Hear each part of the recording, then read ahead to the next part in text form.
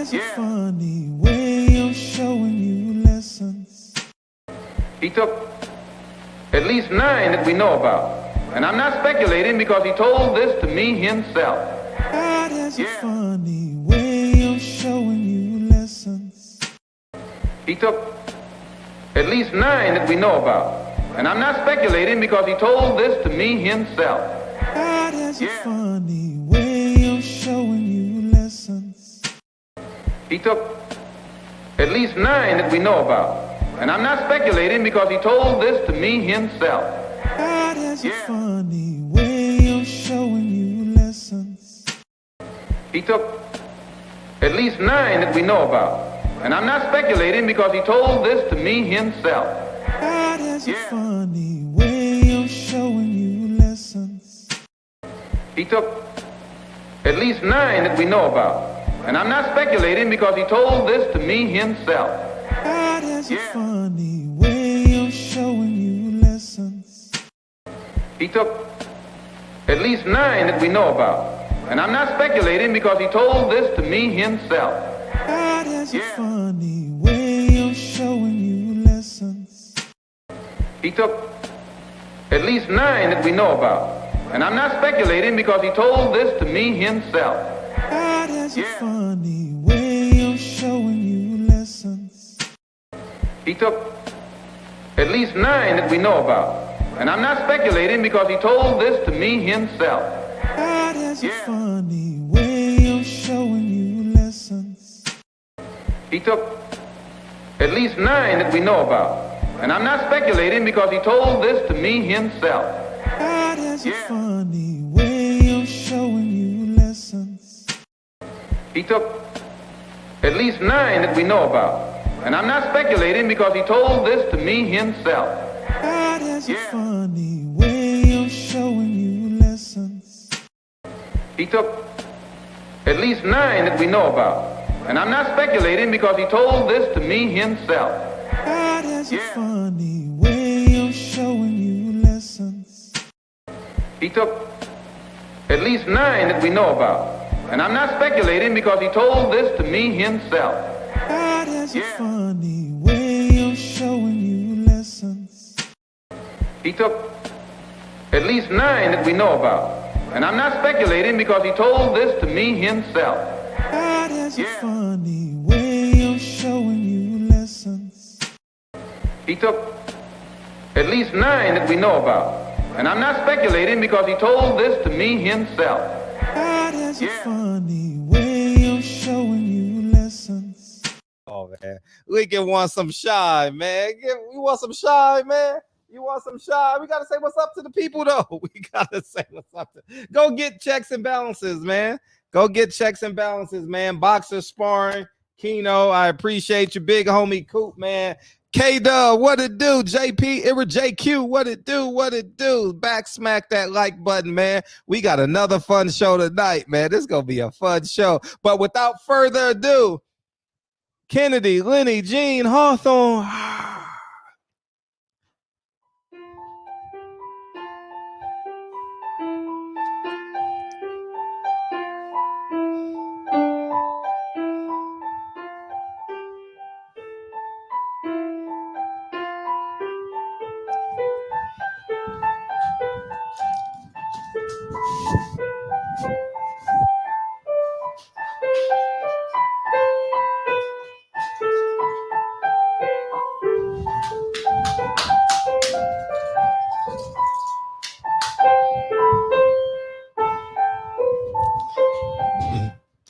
Kennedy, Lenny, Jean, Hawthorne. Curtsy, curtsy, curtsy. Thank you, thank you, thank you. And without further ado, Lincoln, Curtis, Gerald, Hawthorne.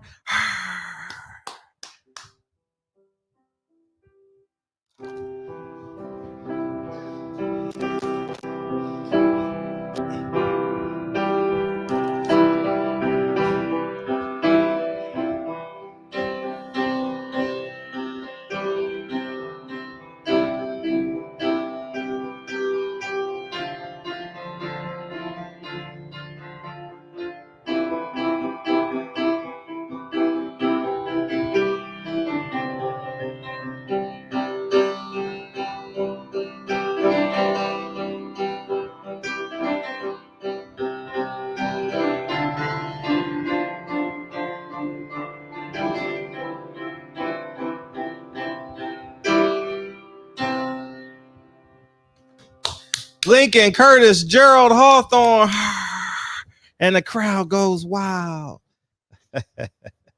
Appreciate you, man. Thank you for coming through. Thank you for coming through. Thank you for blessing the show, Lincoln. We totally appreciate you, man. Now you can go back and finish doing what you were doing. What were you doing? Oh, you playing with Jer? Oh, he's playing with his cousins. All right, man. So I appreciate you guys coming through tonight, man. Thank you guys for coming through. Keep the door open. I appreciate you. Thank you, dog. Thank you, dog. Thank you, dog. So, boxing update. Man. What's going on in boxing? Anything else? Y'all got to fill me in. I forgot to go. I didn't go to boxing scene today. I didn't watch nobody's videos today. Damn. So I don't know what the hell is going on. What's going on in boxing? Anyways, before the show, because y'all sent it to me, thank you guys for keeping me abreast. Literally the only video I saw today, I'm over there trying to put together. I'm putting my gym together, man. Oh man, this shit work, man. Because I got to put all the pieces together. 200 pieces, man. It feels like, God damn, I'm still not done. You know what I mean? So I was doing that all day, but yeah, man. I watched the Floyd Mayweather interview. It was a 7-minute interview on Fight Hype. Make sure you guys go check it out. I'll say one thing. I like how Floyd Mayweather is intentionally being loyal to Fight Hype. I respect that. I totally respect that. 100% respect that. And I also got another question. Do Floyd Mayweather own Tank Davis? Do Oscar De La Hoya own Ryan Garcia? Because God damn, Floyd was like, well, you got to come see me. I told you this would happen. And the only fighter that's making this is I'll be damned. I'm gonna tell you one thing, man. D Hodges, man. Yeah, rest in peace to D Hodges. I just found out Tone Brown just told me. How'd he pass, man? DM me. How'd he pass? Who told you, by the way?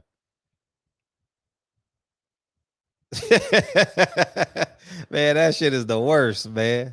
Oh, it is the worst, and it is exhausting, and it is what it is, man. It has to get done. I don't see no independent women signing up for this shit, though. I tell you that damn. I don't see no independent women signing up for this shit. You know what I mean? Hell no, I ain't doing that shit. Hell to the nah. You go ahead and do that. I'm gonna go to Dre is for real. I'm gonna tell you for real where Dre is at. You think I'm lying? Dre is literally with her girlfriend. She's getting married August 20th, and Dre is literally at dinner with her girlfriends. Not lying. That's the God honest truth. And Frederick is putting the gym together. Shit is terrible, man. Terrible. But it is what it is, man. But I want to play this, man, because this shit was so funny to me, dog. Man, this shit was funny to me. And if it's not funny to you, oh well, who gives a fuck? You know what I mean? But this shit was funny. Here it is right here. I want y'all to. All right. I'm going to share this shit. This shit is fucking hilarious. It has some truth to it as well, but it's just funny. Shout out to Sincere. He was a guest on the show when we was doing that. Goals. But the problem is, wait, I got to reset this because this shit is fucking hilarious. I see a lot of women posting relationships talking about goals. But the problem is, the women you're posting, they have money. Where is your money? I see you posting Kylie and Travis. My jet, your jet. Kylie has money. Where is your money? Where is your jet? Where is your company? I see you posting Rihanna and ASAP. Rihanna has money. Rihanna's a pop star. Where is your money? Okay, you can't be posting these people talking about goals and you're not coming to the table with any money. Trying to get a guy who has money. It doesn't make sense. That doesn't add up. What you should do is post Ray Ray from the block and his girl. Post Lil Pookie from the block and his girl and say goals. That's more your goals. Other than that, go get some money. You feel me? So, let's play it one I see more a time. lot One of more women time. posting relationships talking about goals. But the problem is, the women you're posting, they have money. Where is your money? I see you posting Kylie and Travis. My jet, your jet. Kylie has money. Where is your money? Where is your jet? Where is your company? I see you posting Rihanna and ASAP. Rihanna has money. Rihanna's a pop star. Where is your money? Okay, you can't be posting these people talking about goals and you're not coming to the table with any money. Trying to get a guy who has money. It doesn't make sense. That doesn't add up. What you should do is post Ray Ray from the block and his girl. Post Lil Pookie from the block and his girl and say goals. That's more your goals. Other than that, go get some money. You feel me? He's just funny, man. His delivery was classic, dog. Damn, that shit was funny. I ain't gonna lie. I was laughing, man. Oh, man. Go get, where is your money? You know what I mean? Girls always want to say, what you bringing to the table? Show me your table. Show me. I dare you. Show me your table. You know, but that shit was funny, man. Oh man, much better days, my bro. Hope you're making things happen for yourself. Yeah, Tone Brown out there doing the best he can with what he got. You know what I mean? Yeah, got a jar full of condoms, though. I'll tell you that much. But anyways, man, it's showtime. It's showtime in the barbershop. So Floyd Mayweather came out and shout out to Fight Hype for the interview. You guys can go check it out. Open up another window if you want to catch up. It's only a 7-minute interview. Feel free. But Floyd Mayweather said, Fight Hype, Oscar, you got to do an interview with Fight Hype. I love that. I like that about Floyd. At least he's loyal to Fight Hype. I respect that. So now Fight Hype is about to get and I totally respect that. And that's what I think these fighters, I've been saying that for years. I'm not going to get into that dialogue. So Floyd says the fight has to be at 135. Tank ain't saying it. Floyd is saying it. So I'm pretty confused at who's in charge. And I think this is more of an ego between Floyd and Oscar. And obviously Floyd is going to enjoy this because he has the better horse going into the race. You know, I don't think Ryan is as good as Tank. So Floyd is definitely gonna have some fun with it, you know. And I think that I'll open up the lines in a second, TB.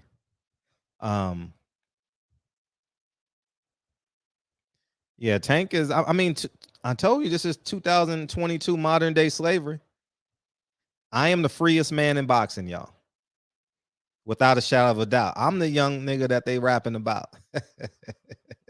Everybody, because, you know,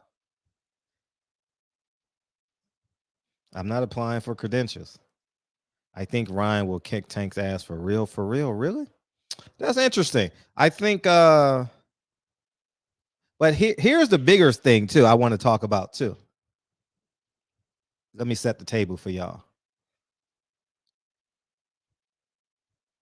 All this Ryan Garcia, Tank Davis talk, Devin Haney is similar to Jamel Charlo. He's not on he's not on the majors pound for pound list. Y'all call him major media. I don't. I just call him an outlet. Y'all think they better than y'all. That's why y'all complain. ESPN don't have, it's not fair. ESPN ain't got they pound for pound list sucks. That shows you that even when you're black media, you're still kissing a white man's ass. You have your own platform. Fans, you have your own Instagram. Make your own pound for pound list. Why are you comparing yourself to ESPN? Oh, ESPN don't have me on a pound for pound list. What I'm going to do? I'm going to go buy some more jewelry. You know what I'm saying? Anyways, man.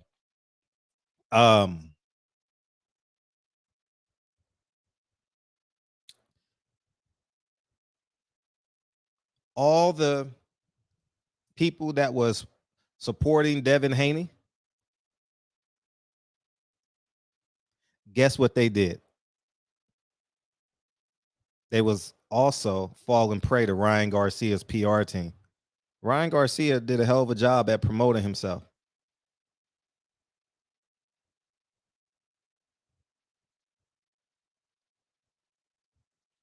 So now Devin and his belts is being devalued immensely.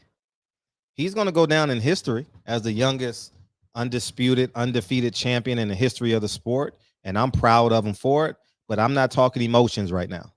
I'm talking sheer truth. All right. If you want to have an emotional conversation, there's other outlets you can be emotional about Devin Haney about. But the truth of the matter is, y'all gave Ryan Garcia all these clicks. Y'all showed up to Ryan Garcia's fight. Y'all showed up to Canelo's fight. So now Bam Bam Rodriguez is what? Fighter of the first half of the year. Dante's Boxing Nation was right. His delivery was a little bit off. I think that it wasn't about race. It was about understanding how to well, it was about race, but the dynamics of it, the dynamics of how this thing operates. But I've been telling y'all for so long, but y'all won't listen to me. Y'all don't understand that y'all got to be independent and fight each other. Y'all don't want to do that. So I'm just gonna go along and play dummy and just tell the truth. I don't know. I ain't got no feelings. I ain't got no emotions. I'm just like a robot right now. Ryan Garcia, who doesn't have a belt at 135, Tank Davis, who doesn't have a belt at 135, is the biggest fight at 135. Because the fans really want that fight. The fans don't want Devin Haney versus Tank Davis. Black fans don't want. They gonna lie in the chat. You know, because the content creator is pro Devin Haney. Oh yeah, I want that fight. Not really. Because you know why? I don't necessarily click on the videos, but I can see the clicks, the total numbers. Ryan Garcia gets more clicks than Devin Haney right now.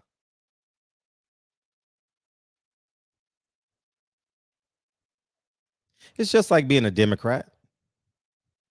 We vote against our self-interest all the time. We valued the belts when Devin Haney went over to Australia to get them, right? But you don't want Devin Haney to fight Tank Davis.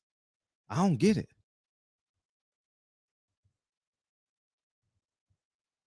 No one cares about Loma. Listen, no one cares about Loma and Devin Haney. It's a good fight. I mean, it's a good fight. Great fight. But it has no zeal. It has like no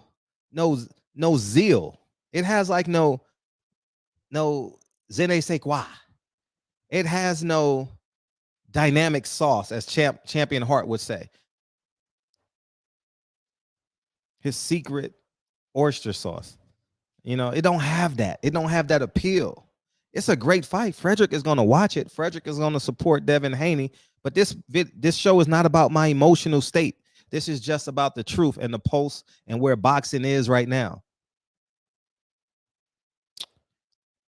Devin Haney went over to Australia and got them belts.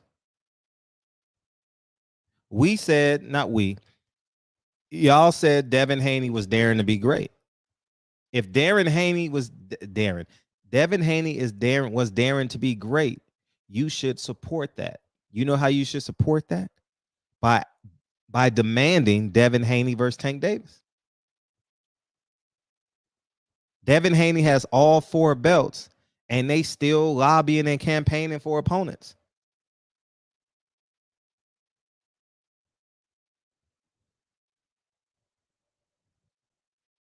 Meanwhile, Floyd owns Tank Davis.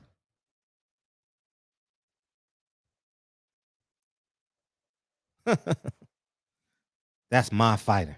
My fighter. My fighter. My fighter. My fighter. I want to listen to that interview and see how many times he said my fighter in 7 minutes. I want to see how many times he said that. I'm real interested. No one will ever say that about Lincoln and Kennedy. No one. Because they know they can always come back home and be nurtured. You ain't got to take no job that's going to berate you or be beneath you. You ain't got to accept no one's this. My kids will never have to accept. As long as I'm alive and I got enough time to instill these principles in them, God willing, I live another 40 years to minimum to instill these in my kids so they know that dad and mom is a rock.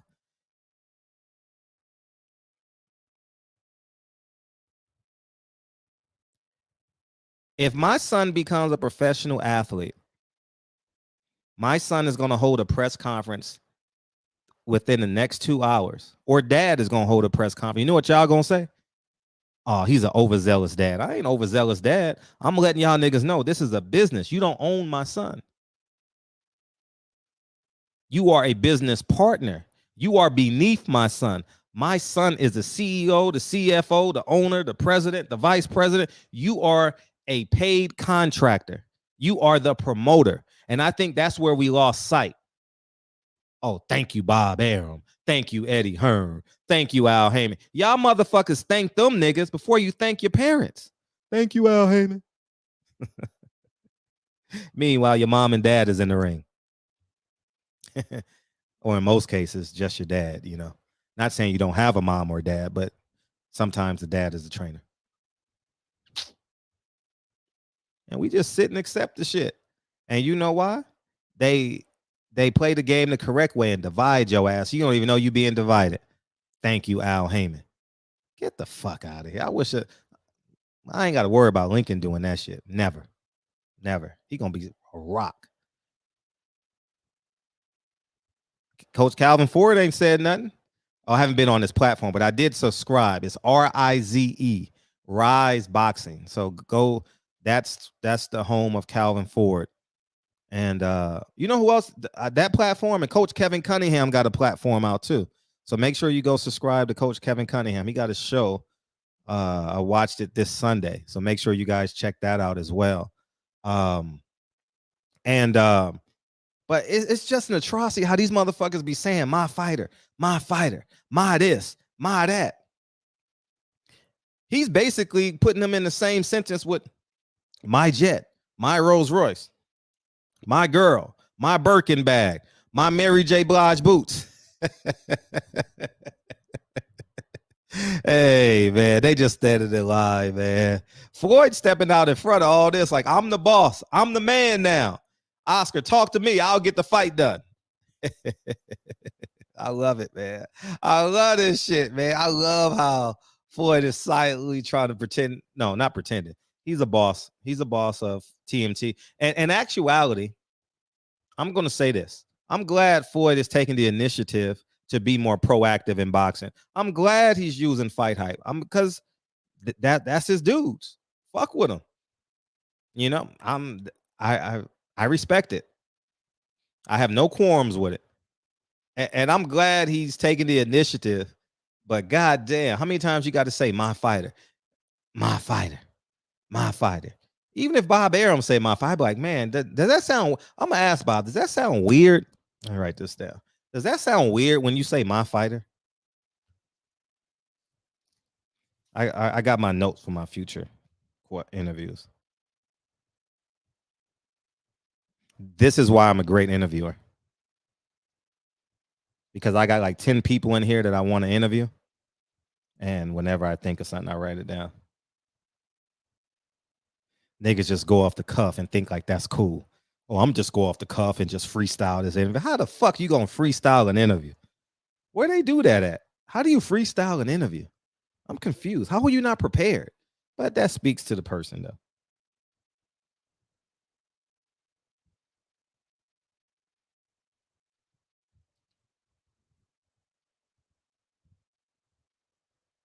Does that sound weird when you say my fighter? So yeah, man. So Devin Haney is irrelevant. I mean, he's not irrelevant. I mean, for real. Yeah, he's like, I mean, he took a dive, like a nose dive. If Oscar De La Hoya goes on Fight Hype tonight, Oscar's gonna respond. Oscar loves YouTube. You know how I know he loves YouTube? Because he responds to me. He used to respond to me. He doesn't respond to me any longer. I'm not that relevant in boxing anymore because I don't cover fights, you know. So Oscar's gonna go on Fight Hype tonight. Cunningham's Corner podcast. I love it. Great show. Him and Mike Tyson's trainer.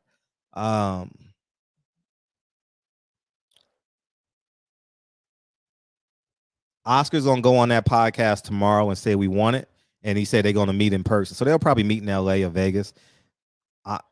They're right next door to each other. They're literally 5 blocks from each other in LA. Golden Boy's office and where Floyd Mayweather lives in downtown. Literally 4-minute drive. Literally 4-minute drive. It takes no time to get there. So they'll be meeting and they'll be posturing in the public, and Floyd Mayweather name cachet is going to get better. Oscar's name cachet is going to get better. And they're going to sign and maybe do the fight. And if they sign and do the fight, Devin Haney and Lomachenko is going to be a better fight. Yeah, that's facts. That's facts. I'm going to watch Devin Haney and Lomachenko. If Devin Haney fights Kambosos, it's a step in the wrong direction, even though he's contractually obligated to do it. He may be, I don't know. But it's not even a lateral step. It's like a step backwards. It's literally like, in WWE now, when they fighting a guy that you know he's going to beat, it's kind of like that. It's kind of like the first week of the college football season when the when the HBCU goes and plays Alabama for the money, and they get beat 74-6. They block the extra point. You know what I'm saying? It's Devin Haney is so much better than Kambosos. It's insane. He's like, it's not even fair. It's like playing Madden on rookie. It's like playing NBA 2K on rookie. The only way Devin Haney and Kambosos is competitive if Devin Haney is 50% of himself. 51% of Devin Haney beats Kambosos.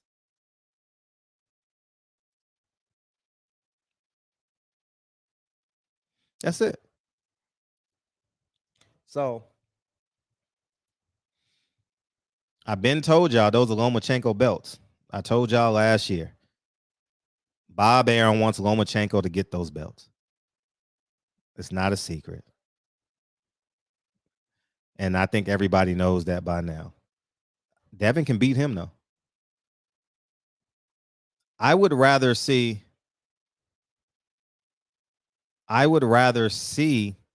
Lomachenko from a fan's perspective. I think that'll help Devin. But if Tank Davis and Ryan Garcia is signed and they're fighting before them, it's like irrelevant. It's like, yeah, it's a good fight. Yeah, it's a good fight, but it doesn't have that zeal. Floyd said we could do the fight in 90 days. Get the fuck out of here. See, Floyd is low-key taking shots at Errol Spence and Terrence Crawford, because Terrence Crawford wouldn't sign with him. So Floyd Mayweather is literally trying to step in. I see the play, but y'all gonna say I'm reaching. It's okay. Y'all gonna say I'm reaching. Because if they get this pay-per-view budget, Earl and Terrence Crawford won't happen till next year. Because Ryan Garcia is August.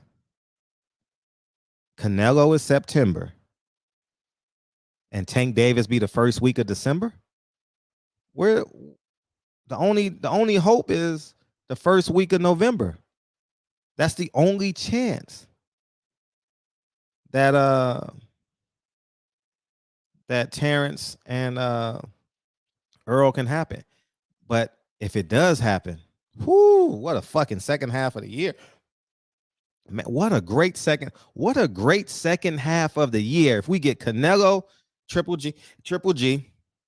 No. Let me take a step back. We got Usyk, Joshua, Canelo, Triple G, Earl, Terrence, Tank, Ryan. What an unbelievable. Let me open these phone lines. What an unbelievable second half of the year. And then you throw in, like, I'm not saying throw in as disrespect, but You got Devin Haney versus Devin Haney. Really can fight anybody. You got a schedule like that, but it's either gonna be Kambosos or Lomachenko. You got Shakur fighting that Olympic medal guy. That's a good fight. It's just a Saturday night. It's just a Saturday night fight. Ruiz Ortiz is a good, but it's on pay-per-view. I'm not watching that shit. You know, matter of fact, it's Labor Day weekend. I am going to watch that fight because I know my friends are going to watch it somehow, some way, because we're going to be barbecuing with the family. It's a big family weekend, and someone's going to pay $50 to watch the fight because Fred is there, and they think I'm like this boxing genius, you know. So wherever it's at, wherever I'm at, I know they'll order the fight. You know, I don't think I'm going to have anything at my house Labor Day because I'm doing Easter. I mean, not Easter. Easter. I'm doing what is shit? Thanksgiving. Wilder's comeback potentially. I got something today that said it might get canceled, but I don't know. Wilder's in LA right now. Wilder lives not too far from me, you know, straight down, not walking distance, but not too far from me.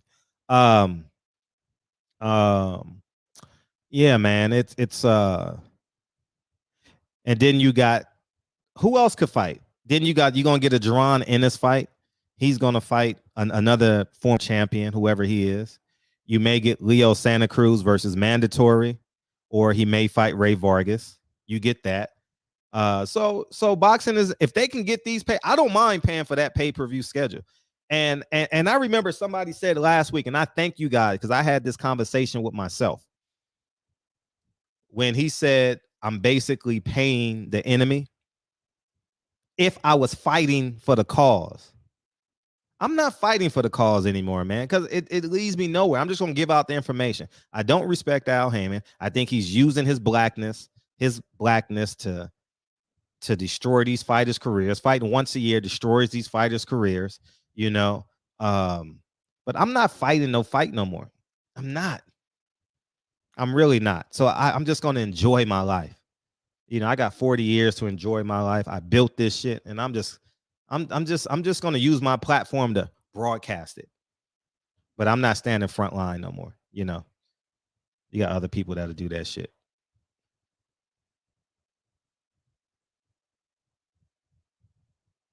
Yeah. Let me open up these phones. I appreciate you guys coming through, man. Make sure you guys go get checks and balances, man. Can somebody go order checks and balances tonight? Hearn versus Harrison 2 could happen. I like that fight. Ooh, I like that fight. Because Harrison was winning. Hearn was coming on.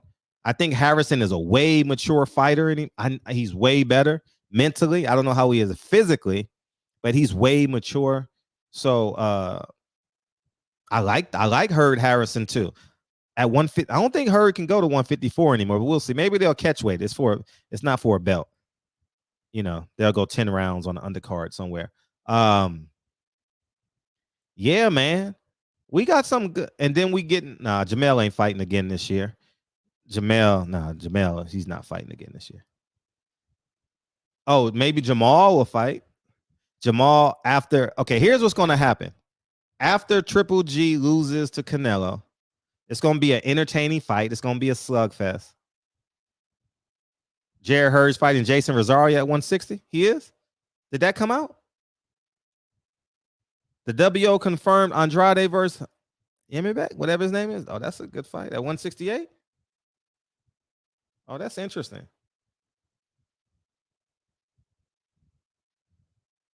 Okay. Well, I'm over these phone lines, dog. Y'all can catch me. I didn't know none of this shit. Thank y'all.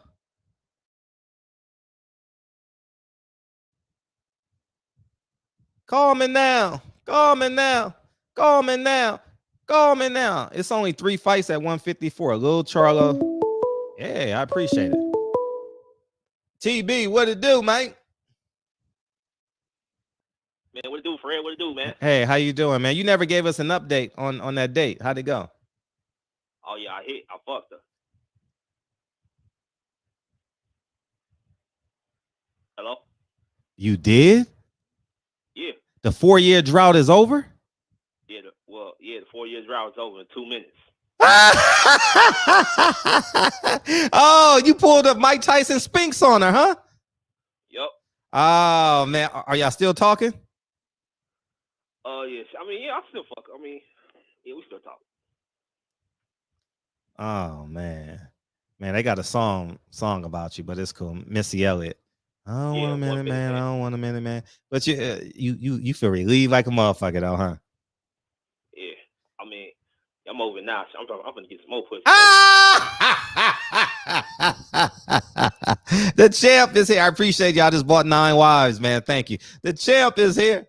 The champ is here. I'm glad it worked out, man. Do y'all still talk? Yeah, I text every day. And she responds to you immediately? Not immediately, like a couple minutes, you know. Oh, okay. But are y'all gonna see each other again? Yeah, absolutely, bro. Absolutely, man. Really? Look at he all mature now. Absolutely, dog. Absolutely. Sounded like Floyd Mayweather. But you forgot to say abso-fucking-lutely. You know what I mean? Yeah. But what's up, man? What you got? Oh yeah, man. So so Jason Rosario and Jerry Hearn, yeah, they fighting at 160. L Dub told me like the schedule they finna put out for Showtime. Oh, Ray, what's the schedule like? L Dub, DM me, man. DM me that schedule. But go ahead, what you got?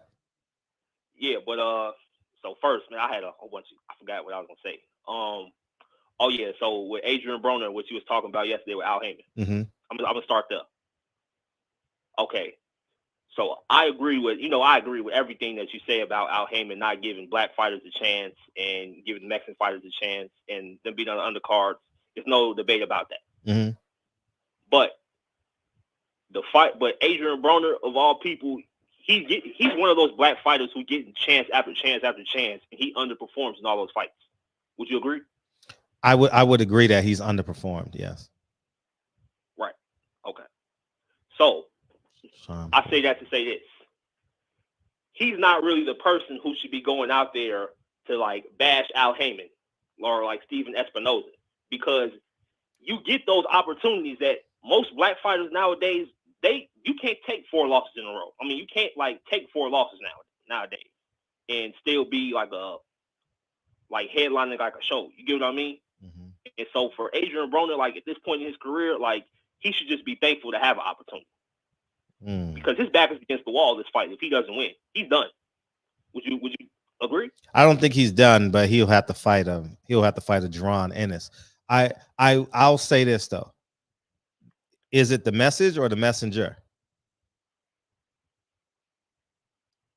What do you mean by that? Because if you say he shouldn't be speaking up, that means you're holding the other fighters accountable who are not speaking up. That means you're challenging men because you got that's the other side of the coin. That means you're challenging, let's say, Tank Davis, Earl, Wilder. You're challenging them for not speaking up, but they're not being mistreated. Right. But Adrian Broner, like on the other hand, he's not really the best example to be saying that, because think about it. He's getting big fights. Like he's getting the opportunity that most fighters are not doing. He's outside the ring. That's where he's fucking up. He hasn't fought in 18 months. He hasn't fought since last February. March, April, May, June, July. It'll be 18 months. Right. So who is he really to say what Al Heyman is doing? He's getting chance after chance. I would say the truth stands alone. I understand our human nature will want the messenger to be perfect. To be as close to godly as possible. I understand that. That makes sense. It makes it more digestible, but in America, they tell the dropouts to come tell the kids to stay in school. They tell the prisoners to teach the people not to go to jail, not the fathers. So I mean the truth stands alone. I think sometimes it sounds weird when you believe a person is lesser than what you expect the vessel to come from. But shit, the truth, Adrian Broner has been a consistent truth sayer, especially when he feels like he's not being paid attention to. Oh, he just blurts out the truth. I understand your perspective though. He has gotten Sean Porter, Manny Pacquiao, Maidana, who else? Mikey Garcia. He's gotten the fights. I saw that. Yeah, you're right. He's got an opportunity. And he's gonna get another one with Omar Figueroa. Yeah, I think he can definitely Antonio DeMarco Figueroa, but he got to throw punches. That's his problem. That's the only problem that he has. It's flaw. Yeah, he better go get Kevin Cunningham. That's what he better do. He better make Mike. I say this respectfully. Respectfully, I have no qualms with Matthew Stafford. He better. He's not as stern like Kevin Cunningham. Kevin Cunningham. Broner needs discipline. Broner got to be in the house by 8:00. Broner got to get his cell phone taken by 10:00. Broner needs a man that he respects in reverence, not respect out of fear, but in reverence. I think Adrian Broner, when him and Tank were in camp together, I really enjoyed that camp because I covered that fight. I covered the BET Awards of the PBC. And that was fun. Now, I ain't gonna lie to you. I had fun that weekend because when I turned my right shoulder, I had an interview. When I turned my left shoulder, I had an interview. I mean, it was like heaven for me, so I can't sit here and complain. And but it was a shooting there though that weekend too, though, at the Barclay. But the point I want to make is he's more focused. Yeah, he needs a Kevin Cunningham. Matthew Stafford, what's his name? Mark Bedford. What the hell is his name? His coach name Stafford? Mark Stafford? Yeah, I know. I think it's like Mike Stafford. Oh, Mike Stafford. Thank you. Yeah, I know Matthew, man. We won a Super Bowl with Matthew. I know that. But I really believe that he needs Jesus Christ, Kevin Cunningham, and 2 friends. That's it. And the friends that come to the camp gotta have a job. They can't come as like, hey, let's listen to this song. Nah. Adrian Broner got to be laser focused, and he got to be in this place where he can lose weight. So he either got to be in Miami. He either got to be in Miami or Vegas. That's it. I don't think Colorado has the temperatures for him to lose weight so easily, but stuff like that. So, or humidity in New York, but humidity, stuff like that. So I think that those are my thoughts for real. Okay. Oh yeah. So what did you see? Did you see what B Hop said about Devin Haney's belts? Of all people, that the belts are not nothing, even though he was the undisputed champion he had 20 title defenses of the belt. Who's that? B Hop. You didn't see what B Hop said about Devin Haney? No, what the Bernard Hopkins. I heard that. I didn't watch. I don't watch. I ain't gonna lie to you. I enjoyed B Hop. I was pleasantly surprised at B Hop at the Hall of Fame shit. I was pleasantly surprised. I ain't gonna lie to you. Once that nigga starts trailing Oscar De La Hoya, that motherfucker turned into something different. I mean, he's just a different person. Like I was literally 15 feet away from him on Friday. I was at I stopped to get some sprinkled cupcakes at the market right next to their hotel, and I ended up speaking to MC Moonlight. I spoke to her for about an hour. She's gonna come on the platform one day soon. And he walked by me, and I called him once, maybe twice, but I didn't walk over to get his attention. And I was like, because I was gonna say, when you coming on the platform, and because I know Bernard very well, and that was it. But I didn't make an attempt to. I was kind of being disrespectful by saying, "Hey, yo, B Hop." I don't know if it was disrespectful, but I wasn't about to walk to him. MC Moonlight was more important. You know what I'm saying? So, I put more respect on her name than his in that moment. So, and just to finalize my point on AB, do you think he was talking about the PBC roster? Because they've gotten pay cuts now. Oh yeah, he definitely took pay cuts. Yeah. So you think he may have been talking about the PBC roster as opposed to just himself? Remember, he got Rashid Warren, Robert Easter. You know, maybe not as fighters, but you know, he knows what they're being offered. Yeah. Mm-hmm. But I think Rashid Warren about to he got a fight coming up. Who's he fighting? I think it's a WBA title eliminator. Oh, L-Dub, send me the schedule of the fights you got, dog, if you listening. Because I want to know. Yeah, but oh yeah. I'm explain. Okay, did you get on that marathon digital like I didn't yet. No, I didn't. How is it doing now? It was dropping, man. It was up like 32.7%, man. Oh, that's beautiful. Yeah. That's Ryan Garcia is at the ESPYs. Ryan Garcia using the ESPY stage to say Tank getting shit. Oh, I love it. See, I told y'all niggas, y'all made the mistake. Ryan Garcia is a machine. God, I wish I could have signed Ryan Garcia. I ain't lying to y'all niggas. I tried. I spoke to his mom and his nephew or his cousin. They called me back. I DM'd them. I called them. Damn, I wish I could have signed him, man. Fuck. Man. Ryan Garcia is at the ESPYs talk. Oh, my gosh. See, he know how to sell a fight. Yeah, he's doing it. And you know what? I've never talked about Ryan Garcia. But now I don't give a fuck because niggas are stupid. Niggas are like the Democratic Party. You know what I mean? They doing lives, they covering the fights, they covering them, but they supposed to be pro-black. But that's why I say it's no pro-blackness in boxing. Ryan Garcia is a cool kid, man, and I'm gonna respect him for that from this point forward. I'm not holding no flags no more. Y'all dumb niggas want to act stupid. Y'all get the reward. You know what I'm saying? And I'm saying this, Fred, like I'm gonna say this is gonna be like my last like. Okay, go ahead. Okay, so like that's a good thing, like what he's doing right now because he's getting like the media world, like the you're a superstar. You're a superstar. Yeah. And crossing then, over. Like Tank Davis, he's getting like the, you know what I'm saying, like he getting the hood, you know what I'm saying, like the black motherfucker. Zab Judah. They go stand behind him, and so now both sides come together. That the fight's gonna be huge. Uh-huh. Would you agree? Oh, the fight's gonna be a mega fight.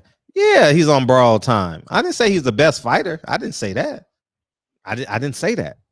But he's turned into a superstar, just like Adrian Broner. It's a slow decline when you're a superstar. It's a slow the bottom just don't fall out. You know, they go, maybe it was a fluke. Canelo just lost in May. He's still gonna do 1 million pay-per-view buys against Triple G. You know what I'm saying? So yeah, and I'm gonna tell you, Fred, like I know a lot of motherfuckers in the chat gonna be like, man, you crazy. Listen, bro. I think Ryan Garcia, I think he has the style to give Tank problems. Okay. I think he really does, like, because of what he does. Like, he's tall, he's fast, he throws like jabs, he throws combinations, and Tank, he doesn't really start. He's like a slow starter. It takes him like a couple rounds to get like figured out, like a claim to your style. Now, Ryan Garcia, he leaves his chin high in the air, and he's flat-footed, and if you push him going backwards, he doesn't look like he can fight going backwards. So those are some things that Tank definitely can do to, beat him. And he leaves his chin high in the air. Like Tank can definitely catch him with like a hook and knock him out. It's gonna be a great build-up. You got Floyd and Oscar, Tank and Ryan. This is gonna be a great build-up. They're gonna do a 3-city tour. They're gonna do New York, LA, Texas. It's just gonna be fun, man. Just enjoy the ride. Tank gonna beat the brakes off of him. Ryan's gonna have good 3 rounds, and he's gonna say, "I was caught." That's all. He's gonna say, "I was caught." That's all it is. Telling you, bro, like, I don't think it's gonna happen like that, man. All right. I'm back in the chat, Fred. I appreciate the call. Appreciate you, man. Appreciate you. Thank you, dog.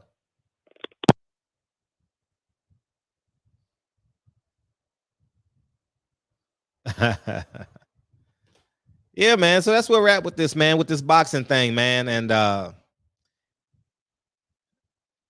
what's Devin's next move?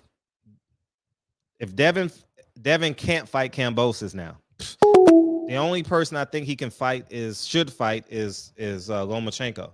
And I think Bob wants that fight too. Bob may be like on his like what fights can I make? What fights do I want? I don't know how much longer I got. I want to see these fights. You know what I mean? Yeah, the first time I didn't watch the fight yet, but he did. Fortuna clinched up.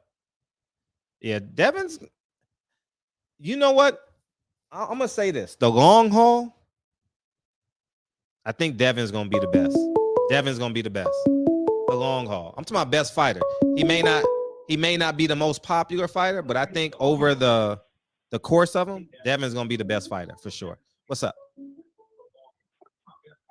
If you had to rank the top 5 promotion companies, how would you rank them? Top 5 right now? Yes, sir. Ooh. Well, it's only 4. I would say top rank 1. Ooh.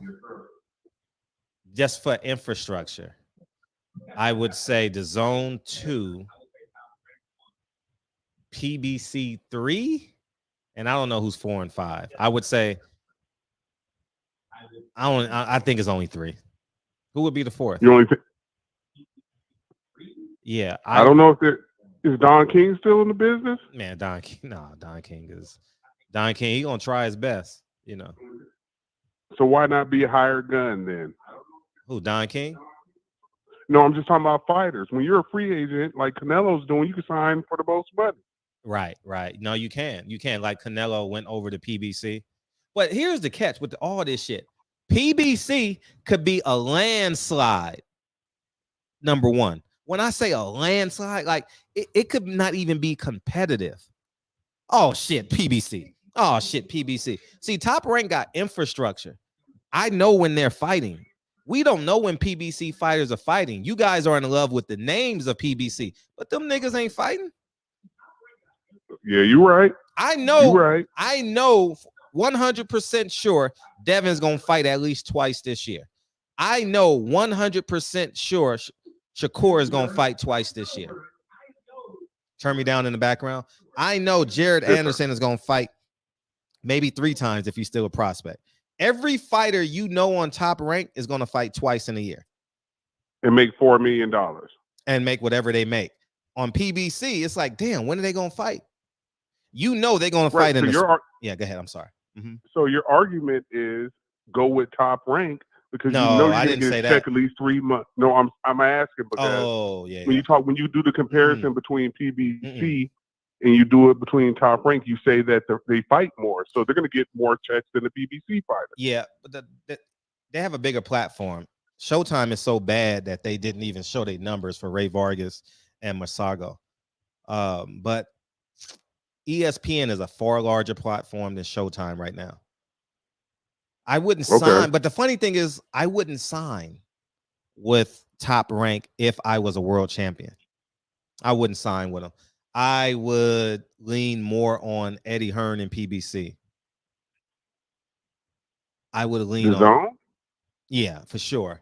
Yeah, I would for sure. I would Do you think that the Zone is going to be able to survive in 2023 and 2024? I don't give a fuck. I don't care. I'm just 2022. I'm a free agent. Okay, you're right. I'm free agent, right? Free agent, right? I would go over Eddie and get the most money. And he gets an American fighter. He wants to be an American market. Eddie wants to promote in America. He wants to be the best promoter in the world, and I respect his work ethic. There's nothing you can say about Eddie Hearn that doesn't correlate with hard work. Agreed. I don't respect him. Because he took his father's side and the shit he said about his father. I get it. But he wants to come over. He's just waiting for Earl Spence to call him. He's just waiting for that one fighter to say, man, I will. Because here's what he would do. If he had a fighter that had a pulse, he would fight him in America 3 times a year, guaranteed. He wants to be over here. That's why these PBC fighters are at the back of the line, the middle to the back of the line. Hey, Eddie, what you got over here for me?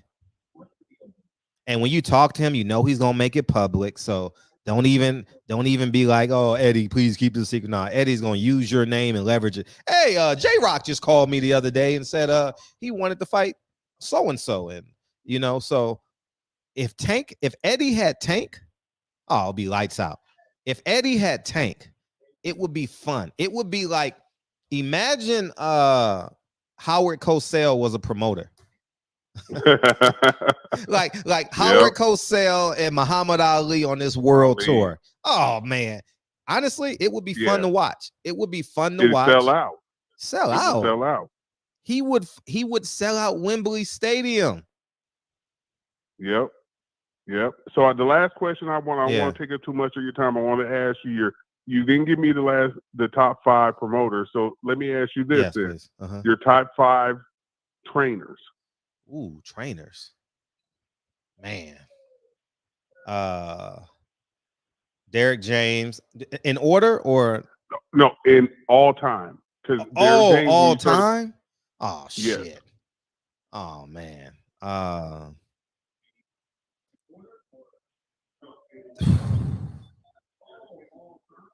Oh my gosh.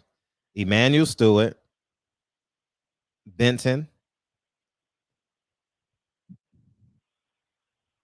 Oh my gosh. Mr. Koofy. Freddie Roach? Nah, hell no. Mr. Koofy himself. I'm drawing a blank on his name. Nasir, what's his name? Richardson. I love him. Richardson. Yeah.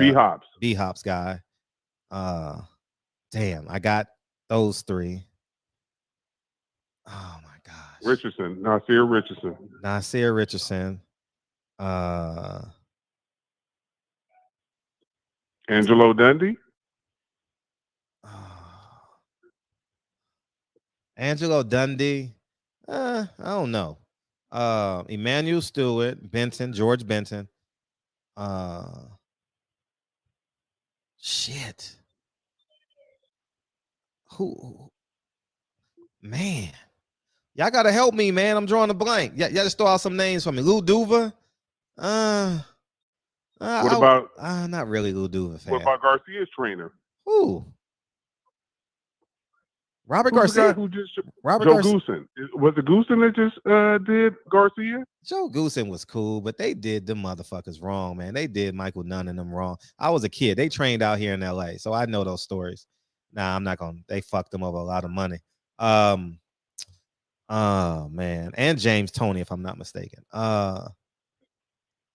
Shit. Roger Mayweather. I wasn't really a big Roger Mayweather fan. He was good though. He was an offensive guy. I wasn't really a fan of his, man. Oh man, you got to help me, man. I'm drawing a blank.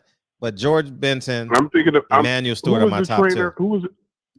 What about Mike Tyson's early trainer? I was a kid. I don't know. The guy with the cocked eye. Yeah, I don't know. I was a kid. Eddie Futch. Not Eddie Futch is nice, but I'm talking about the guy from New York who was with Tyson early, and he wound up training Michael Moore. Customato. No, Michael Moore's trainer. Yeah, Customato. No, after him. Yeah. The white boy. Oh man, what's his name? Customato. They say Customato was good, but I was a little boy, so I don't know. Rooney, yeah, Kevin Rooney. Kevin Rooney. Not Kevin Rooney. He did Michael Moore. Teddy Atlas. Teddy Atlas, yes. He's a PR guy. Teddy Atlas is the fireman. He was a trainer. He was a trainer. I would take Kevin Cunningham over Teddy Atlas for sure. Kevin Cunningham was a better trainer than Teddy Atlas is a soundboard. You know. Yeah. Oh man. I think that Virgil Hunter. Roach might be up in there. Nah, Freddie Roach is a good guy. Me and Freddie Roach got a good relationship. But he's not top 5, man. He was honestly, he was created. By who? He was created by promoters to keep the fighters close. Oh, okay. Yeah, he was created close. He did wonders with Pacquiao's career. And yeah, Pacquiao was special. Pacquiao just had to get in the driver's seat. Kevin Cunningham did good with the guy that couldn't knock anybody out. What's the guy's name? What about Shields? Ronnie Shields is good. I like Ronnie Shields. He's a jab guy. He's a behind the jab guy. I like him. I It don't get better. I mean, it can't get better than Emmanuel and Benton. Those are the best. Those two are the best ever. Can't. Corey Spinks. You can't get better. Those are the top two ever in history. George Benton and Emmanuel Stewart. But I think, those are the two best. Like you go through history, those are the best. Those are the best. Angelo Dundee had Sugar Ray Leonard. Angelo Dundee and was Muhammad good. Ali. He was good. Angelo Dundee was good, but I was, man, I'm just mad at him for what he did to the guy that got beat up by Chavez, though. I kind of ignored him ever since. Mildred Taylor? Yeah, Mildred Taylor. Yeah. Yo, Fred, I appreciate you, man. You speaking that truth. Thank you, dog. God bless you and your family, bro. Oh, likewise. God bless your family too, man. For sure. Peace. All right, all the time. Thank you. Hey, Emmanuel Stewart taught you how to cheat legally, man. You know what I mean? Emmanuel Stewart was a great cheater. You know what I mean? Keep your arm out there, turn him, drag your fucking across his eyes, throw the right hand when he's turning. Look at Lennox Lewis. When Lennox Lewis got older, man, he would cheat. That nigga was a cheater, man. I mean, not a cheater like a steroid guy, or he just understood. He was a G. Lennox Lewis was a G. 786. What's up? What's going on? Hey, what's your pound for pound list? Oh, I don't have one, man. You don't have one? Nah, on, man. But I'm gonna give you one right now. I'm gonna give you one. Okay. 5, or you want 5? Top 5? I mean, if you got the top 10, I want the top 10. But I think I go past top 10. Number 1 will be Terrence, and I'm saying this. You want the bias one, or you just want like all of boxing? Which one you want? I want your boxing critique. Okay. All right. So we're not going. Canelo is probably number 4. I would have Usyk number 2, Earl number 3, Canelo number 4, and the No Way number 5.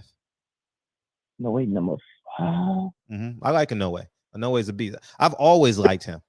And I know people don't like him because they don't think he's that good. That motherfucker's a problem. I think so. I'm very impressed with his counter punching ability. Fights on his toes. He's a great counter puncher. He's a great lead. No Way is and he's offensive minded. Like he is a fucking man. I like a No Way. I got Usyk too though. Yeah. And if Usyk wins, he's number 1. If Usyk wins, August 20th, he's the best fighter in the world because he's a cruiserweight. He's a cruiserweight. He came from cruiserweight. Best fighter in the world? Hell yeah. I mean, I know we are Americans and we think Anthony Joshua is just this motherfucking adopted child that learned how to box.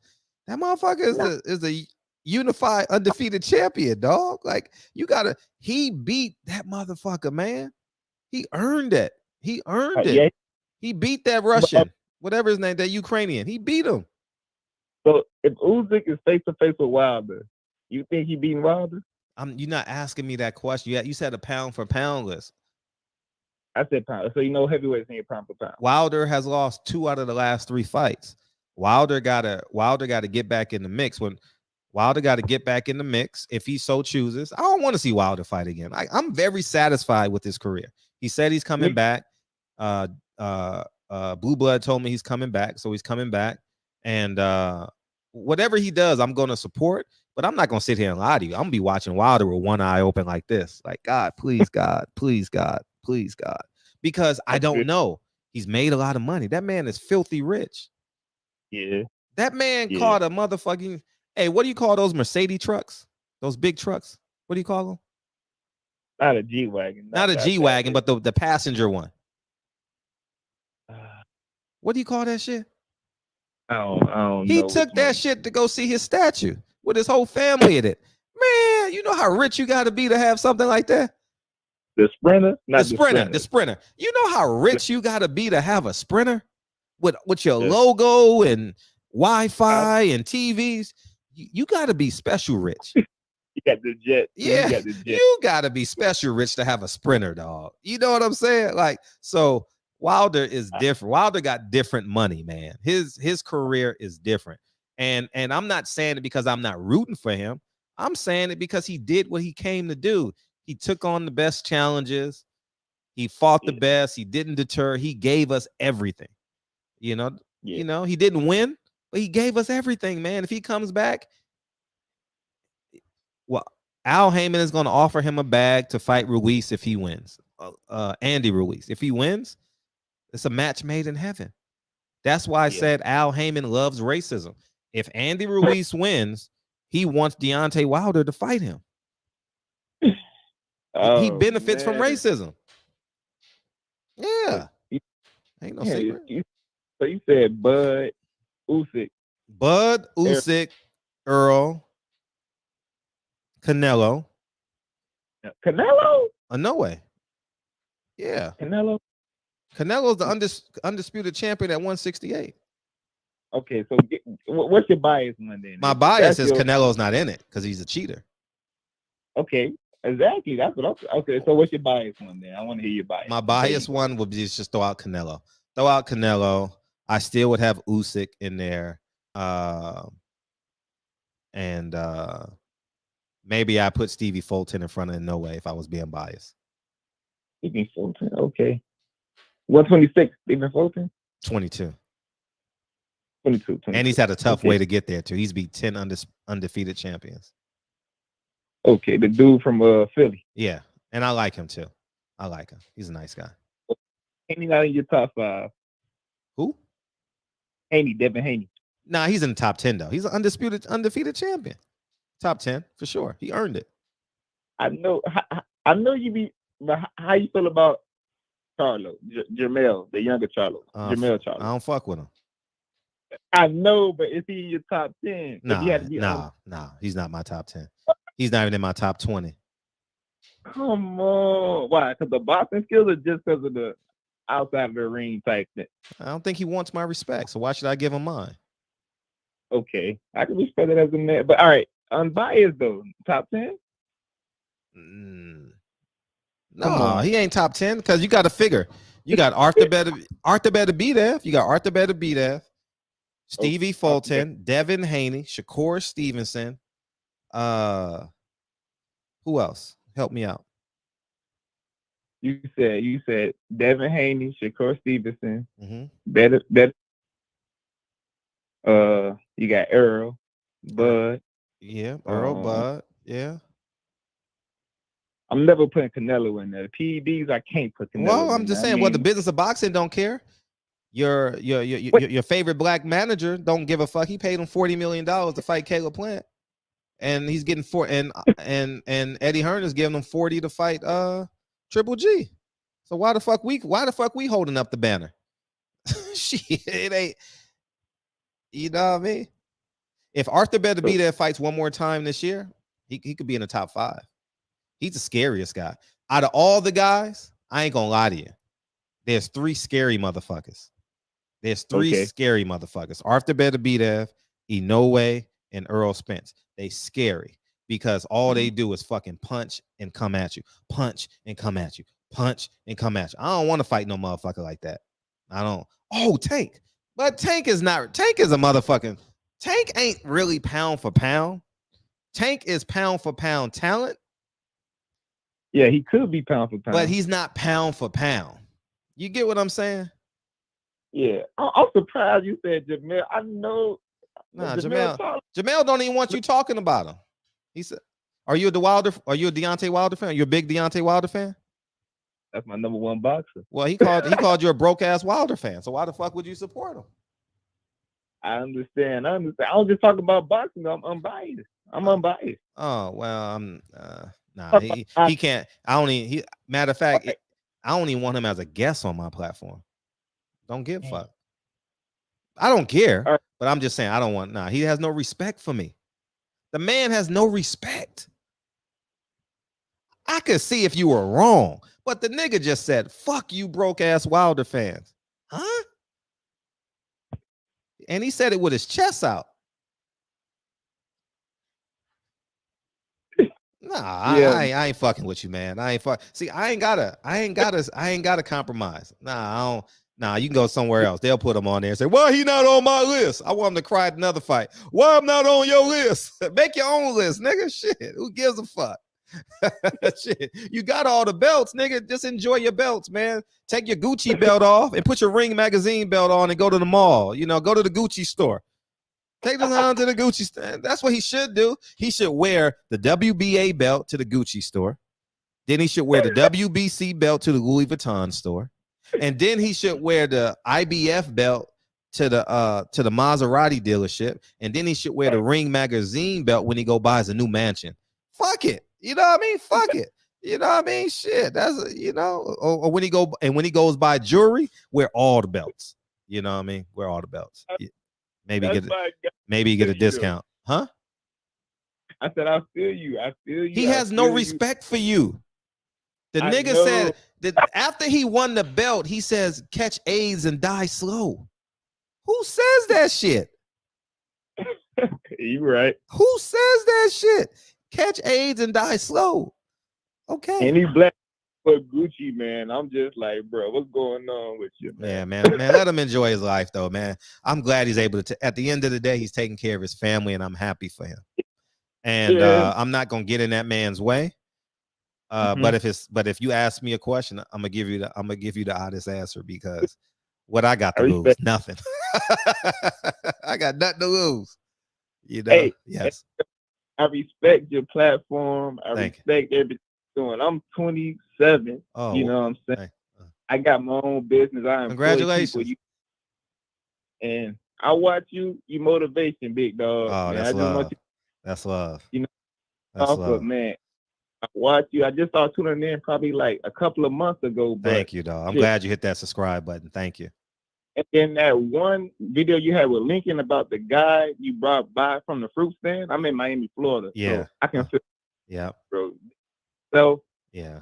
Lincoln will tell you right now that story. Yeah, man. That man's special to me, man. Yeah. Hey. That fruit story all the time, dog. Thank you, dog. That's love. Everyone's gonna see. We see you, man. We support you, big dog. Thank you, dog. Appreciate it. See, Jamel and I are different, man. Jamel bragged about having a car for every day of the week.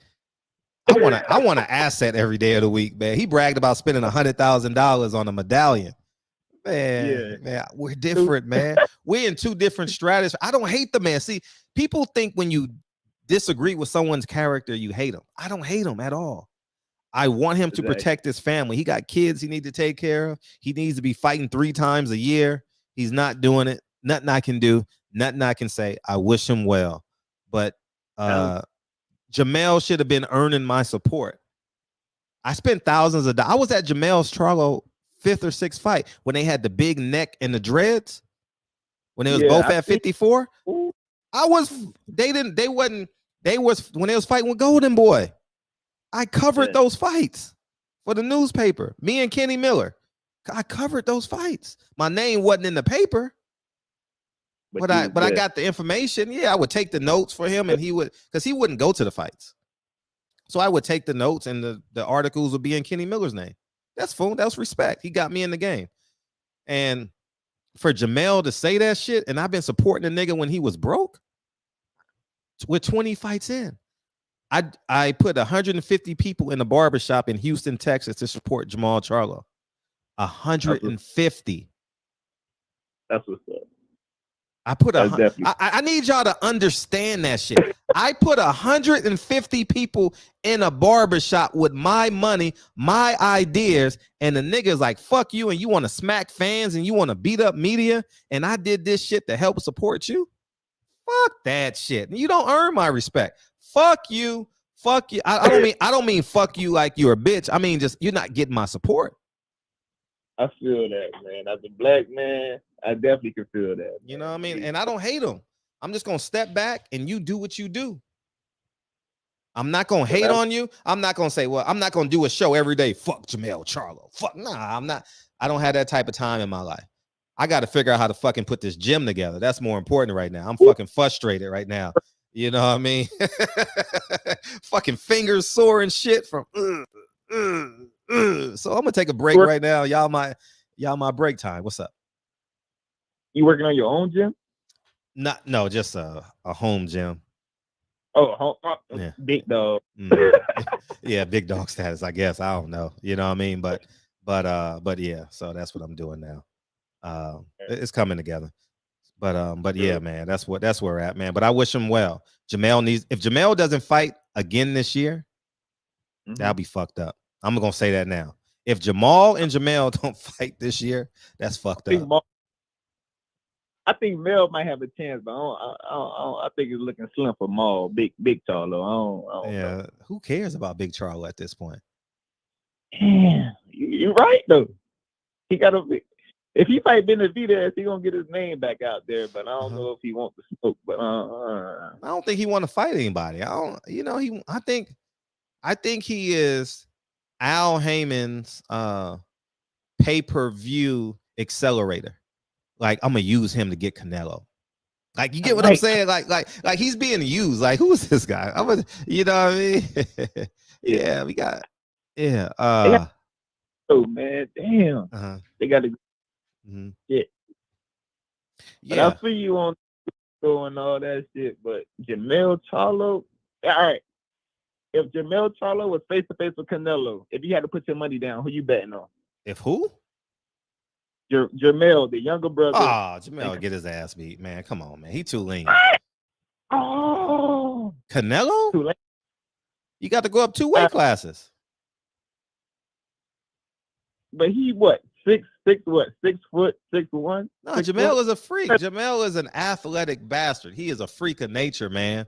I'm telling you, those parents and their genetic pool, second to none. I ain't lying. No, the Charlos.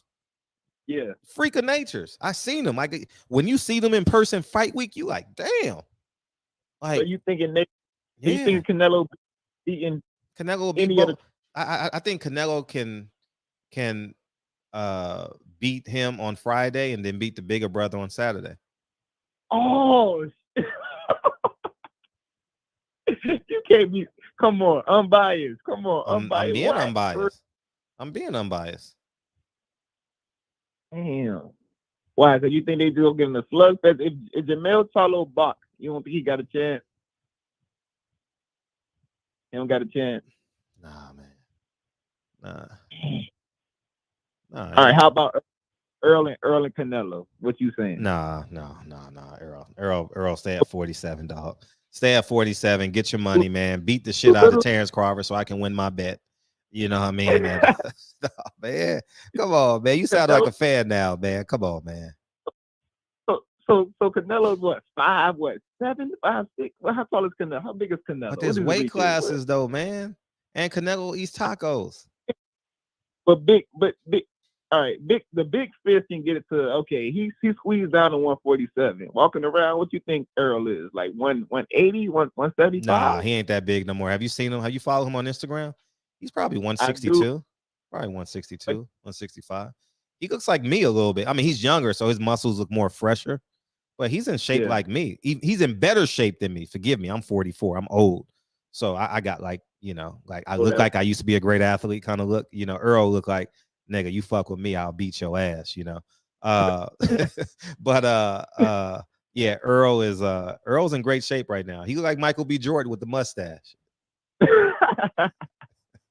He should be his body double. He should be his body double for what's that shit? Creed 3. Creed 3, yeah. I seen that on the post or some shit. Yeah. I think Earl Spence need to work out to 160, get all this fucking money, and just be amazing. Earl got a chance to be the best fighter in the world for a long time. Or he can get. Earl got a chance at a 3-year run to be the best fighter in the world. Enjoy the journey. For sure. Mm-hmm. That's well. If I had to pick, that would be my second favorite. If Deontay coming back, that's my first. But if Deontay back, Earl is the top dog for me. So yeah, and but Charlo, I'm disappointed, man. And me, you disappointed in my answer, huh? I know you are. And so many people in the chat is too, like, fuck Fred, man. He a hater. He a coon. He don't want a black man to succeed. Y'all niggas ain't see, here's the difference. I can say this shit because I've literally, let me get in the camera. I've literally spent thousands of dollars supporting the Charlos. Yeah.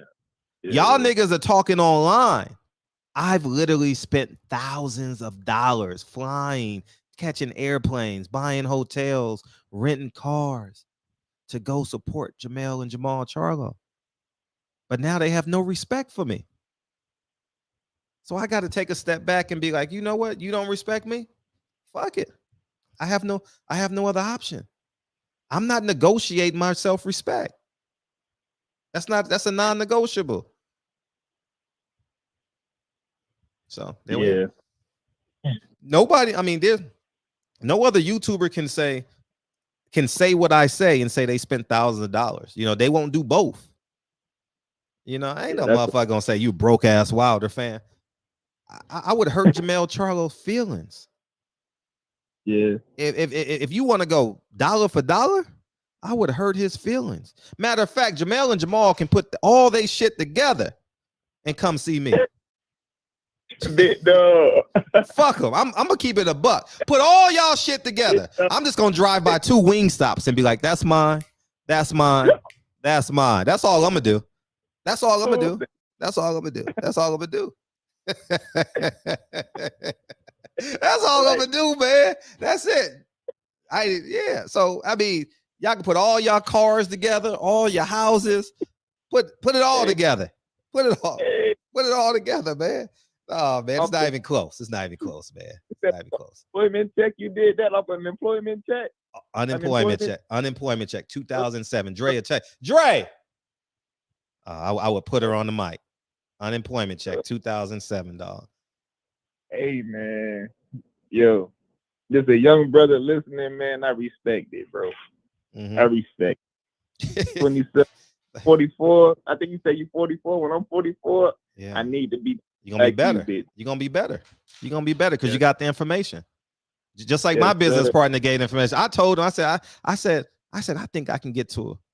See, but he lied about his net worth, man. But anyway, I think I can get. Then I went back and reassessed it, man. You undervaluing yourself. He's worth far more. So I got some years, but I'm not in competition with him. I'm in competition, like in terms of just sheer competition. But I'm not in competition with him. You get what I'm saying? Like, I just want the best for myself.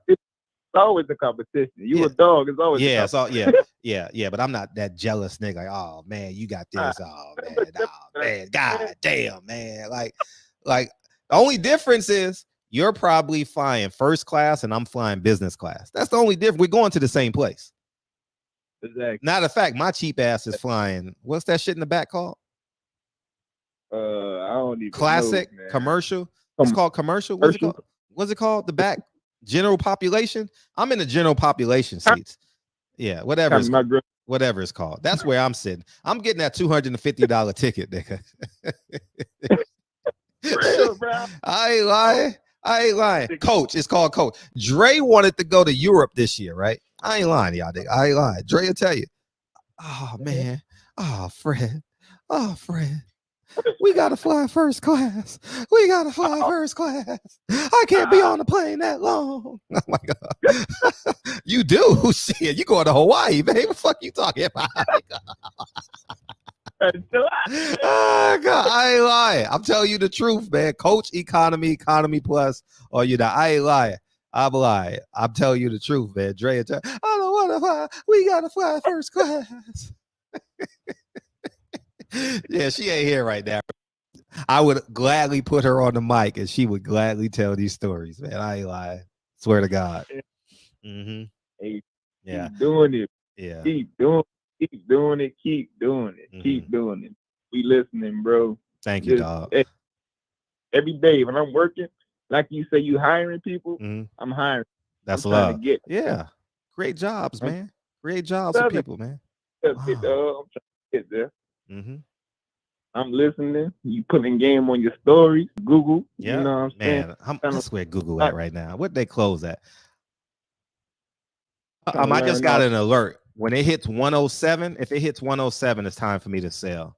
But I just got an alert on my phone. I'm not checking it every second. And then today about the I think it was the Macy's. Yeah, I'm gonna see if I don't know that's gonna be a gamble. But if I hit that motherfucker, it's only $18 a share.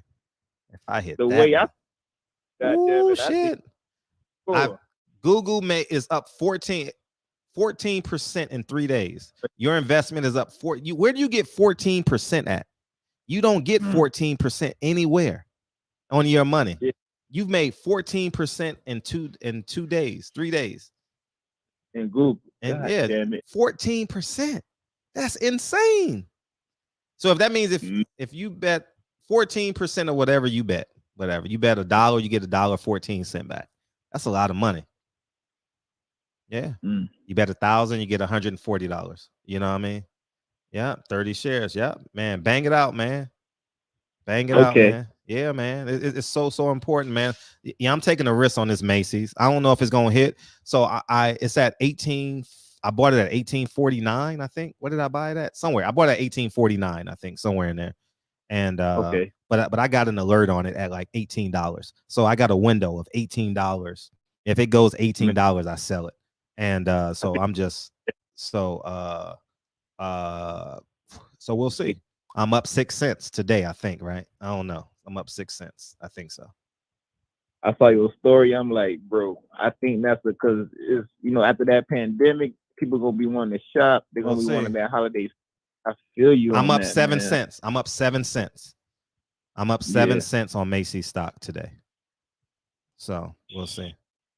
I don't know. We'll see. I could sell it and make maybe a couple of dollars, but you know what I mean. Marcus Garvey's, yeah, probably in my former life.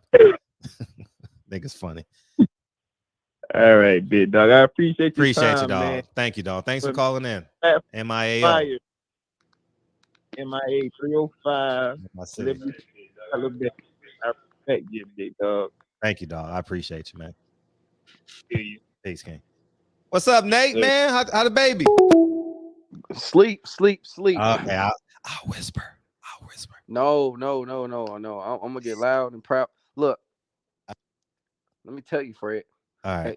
Did you? I'm not sure. I didn't catch any of your, not the one I was on last time, but I'm not sure you talked about what's going on with the WBA and Gilbert Mendoza and Greg Cohan. Did you talk about that yet? Greg Cohan? Yeah. With the WBA? Yeah. You heard about that? I heard about it, but I haven't sat down enough to put my teeth into it. I'll get to it at some point for sure. Promise you. Yeah. For sure. You gotta get into that, man. It's it just basically opens up a lot of can of worms that we all know, but not a lot of people want to openly talk about it. Basically, promoters just pay for the fighters' rankings. You get ranked instead of just basically they've been saying that's been going on since the mob days. So it's pretty much nothing new. So that, and I read an article, an FBI agent openly said that that goes on. So that leads me to believe that a lot of people who's supposed to be taking care of that and make sure that doesn't happen knows it goes on, but they turn the blind eye. So that makes me feel, who's paying them off? I wonder if it's the promoters. Oh man, it's all us. Man, don't you hear Bob Arum when he comes in here? Man. Oh my gosh, man. Bob Arum said, I hate the belts. But I ain't doing no fights without him. Basically, you know what I mean? I asked him about his scandal with the W. Man, I think I need to repost that shit. I asked him about his scandal with the WBA. The IBF. The WBA when they raided his office. Was it the IBF? Yeah, it was the IBF. Okay, the IBF. Thank you. That was probably the one. No, but WBA too. When he did it with the Rizzo guy, he said with the Rizzo, whatever it is. But yeah, I don't know. Whatever. I don't know. You guys. My thing is this: is that I know Al Haymon was trying to make his own belts, the PBC belts. Al fucked up the money, man. Al fucked up the church's money, man. Al fucked. Oh, my kids can hear me. Oh, look. I was wondering, like, why haven't promoters made their own belt organizations? Like, wouldn't that be better for their pockets? Wouldn't they be getting paid triple? Like, now you're getting paid for a licensing fee and the site fee, you get paid, and then the fighter's purse. But now you're triple dipping. Basically, now you can get paid through your own belts from the fighters. That's another way to extradite money from them. Yeah, I'm surprised they haven't done that yet. Honestly, and just Al had all the fighters and no vision. No. I'm just saying, not just Al, all of them, because in a way that would get rid of the belts organizations. The boxing you see today was created by Bob Arum. This whole shit is Bob Arum's oasis. He's the first boxing promoter. This is all him. This is all his shit. Ain't nothing changing with Bob Arum. Bob Arum is having fun. He eats steaks every night. He watches the Yankees. He travels, go watch the Yankees game. He travels and go watch these NFL. Bob is living his best life. This is his. What Al Heyman should have did is separated. But the nigga didn't have a business plan. The nigga just threw money at the wall. ESPN, Bounce TV, NBC, ABC, Showtime, Fox, to name a few. Oh yeah, all those. Yeah. He thought he could make boxing a household name without structure. The nigga should have brought boxing back, and he could have, man. He had the biggest opportunity since Don King, but Don King was making so much motherfucking money outside of boxing. It was just so hard for him to turn it down. But Al Heyman, oh my God, he fucked up the church's money. Yeah. Al Heyman, because he had $1 billion too now. Now, what these media members ain't gonna tell you is he had $1 billion too. Now the nigga can't even make a fight. Remember, these niggas was fighting 3 times a year. Yeah. Remember, he paid for Earl Spence for that the most expensive time slot probably in PBC history was Earl Spence coming right after the basketball game. You know how expensive that time slot was? Millions. Yeah, he paid for that. Earl Spence beat the shit out of Bondu, and ever since, not since then, but a few years later, motherfucker he's just stupid, man. Like y'all, I just think, how can you not have, but actually he's really a genius because he's using these niggas to get the to be the hedge fund manager. The thing with Al Heyman, he did what a lot of people, would probably do if they had all that money. Honestly, most of us would be like, all right, I want to make the best fights and make sure it's available and free for everybody to watch it. How can I do it?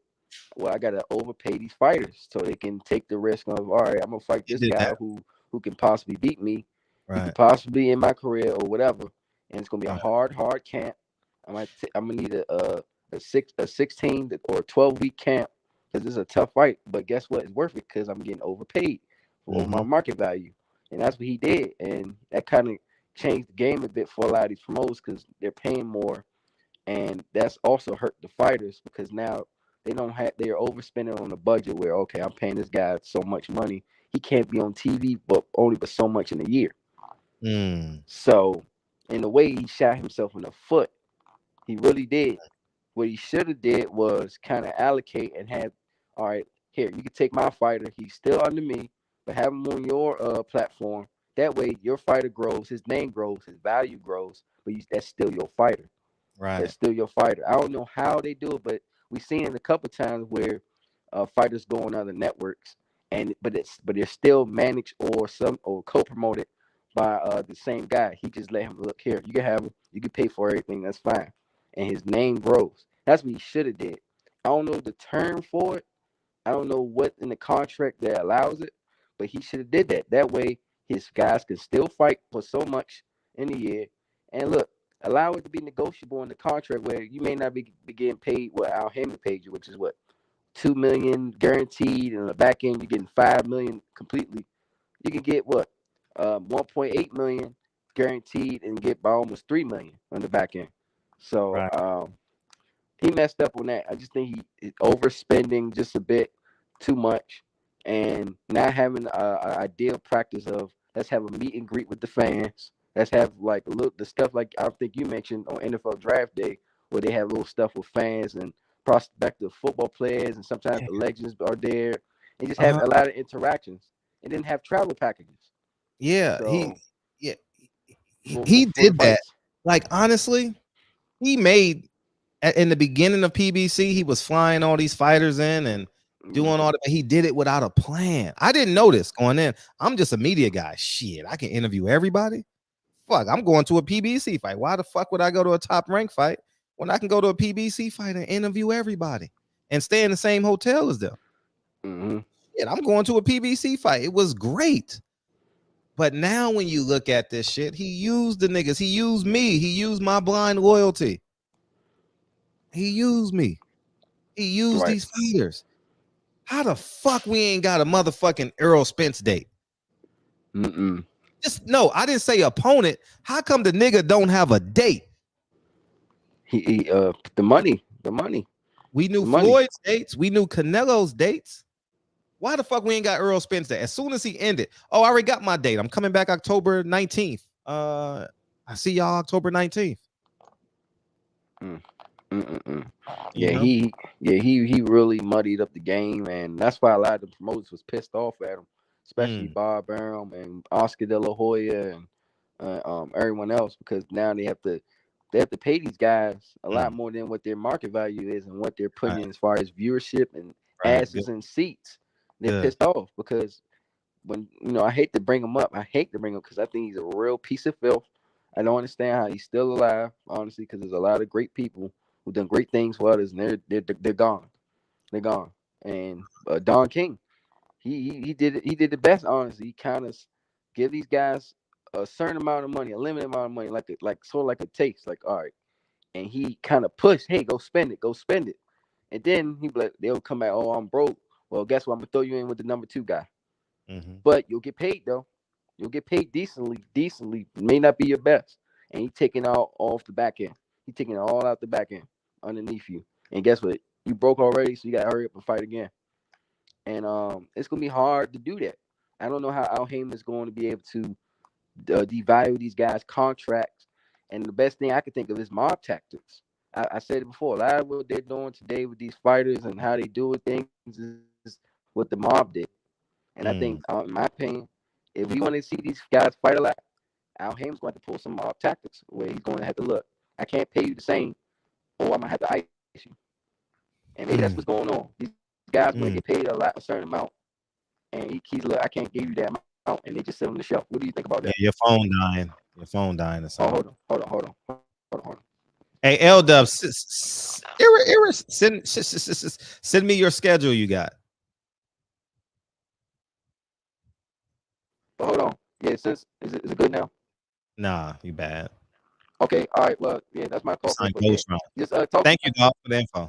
I just want to hear you talk a little bit more about that part about the fighters. Al Haymon possibly putting these guys on the shelf because they have too much money. Yeah, for sure. So, thank you, dog. Yeah, he sounded like Voltron. Sounded like he on the Joe Biden plan. Joe Biden ain't alive, y'all. I'm just gonna say that shit. He can't be alive. The motherfucker shaking the air. Nigga just turned and shook somebody's hand. That was nobody there. But L-Dub, send me your schedule, man, because I know you always dead on right. So, anyways, so PBC is probably about to announce a schedule sometime soon, and I'm happy. I just want the best fights that we can get. I don't care where it comes from. But when we look back at this 7-year run, man, Al could have did so much more. But this is intentional. This is so intentional. So Charlo is coming back January 28th. That's good. That's 8 months. So he's fighting once every 8 months now. So that means he might get a fight in December. Imagine coming back once every 8 months, dog. Sheesh. I think that's terrible. But he got a hell of an undercard he can put together though. Tim Tszyu versus Jamel Charlo. You can put some 154 guys under there. You can put Reece Salim under there. You got a lot of ammo. And it's still hope for PBC now. I'm gonna say that now. It's still hope. But you know what they're gonna say? If y'all take pay cuts, we can fight. Hell no, we ain't taking no pay cuts. Nigga, pay me, man. Shit, pay me what you weigh, man. Pay me what you owe me, man. This contract say X amount of dollars. Pay me that, But Adrian Broner, we need you to say a little bit more, AB. Tell the truth, especially after your fight. After your fight, you win by knockout. You get the fans on your side. You put 7,000 butts in those seats. You got Rick Ross help you promote the fight.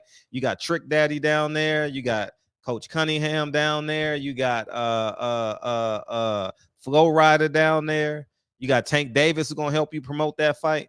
Man, you get it done, son. You know what I mean? And you look impressive against Omar. You can look great against Omar Figueroa. I just wish you were training in Florida. I just wish you were, so you wouldn't have to travel. You wouldn't have to do none of that shit. I wish you was in Florida. I want Adrian Broner to win, man. He's one of the few truth sayers in boxing.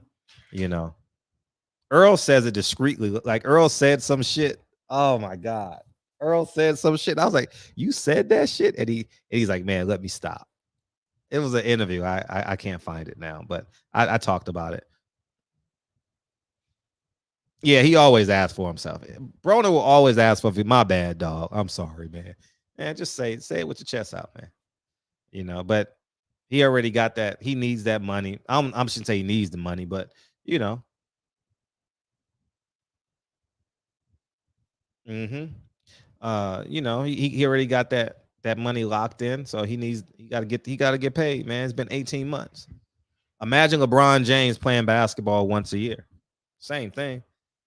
How much does he get paid per game? Yeah, Al Hammond got that 360, baby. That 360. Nigga got that Dominique Wilkins contract. He got that Michael Jordan contract, that Vince Carter contract. You know, he's just man, they got us. Sheesh. Man, they got us nasty, man.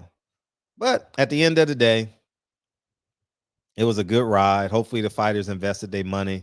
They're happy. And if they not, hopefully they can still go out and earn a living elsewhere. You know, they may have to go to Top Rank. They may have to go to, I'm telling y'all better go. Eddie Hearn wants, I'm going to make it plain and simple. Eddie Hearn wants a prime black fighter. Are y'all understanding this? His dream is to have a prime black fighter in America.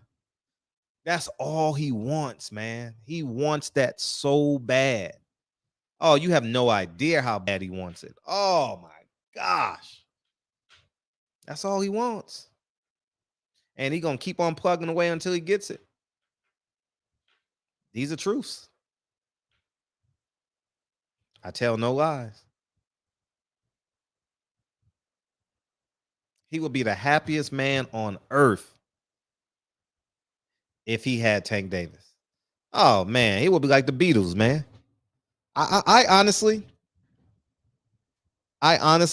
and if I say this without any bias, the better move would be for him to go to what's that shit called? The Zone for one fight. You're not going to lose any money. You said he had one and I tried it. I would challenge I would challenge Eddie. I would do a one fight and see where we're at. 972, what's up? What's going on, Fred? Hey, how you feel, man? I feel pretty good. How y'all doing out there in California? Oh, we feeling good. It was 80 degrees today, man. A little breeze, you know. It was great. Shit, I'm in Texas. It was 108. I heard Texas been hot for like a whole month. Yeah, man, it's oppressive. It's like 97 degrees outside right now. It's like, oh man, it's a great weather to go run. Shit, who? Hey, Earl Spence might be fighting at 140. Yeah, for real. Frank Martin gonna be a featherweight. For real.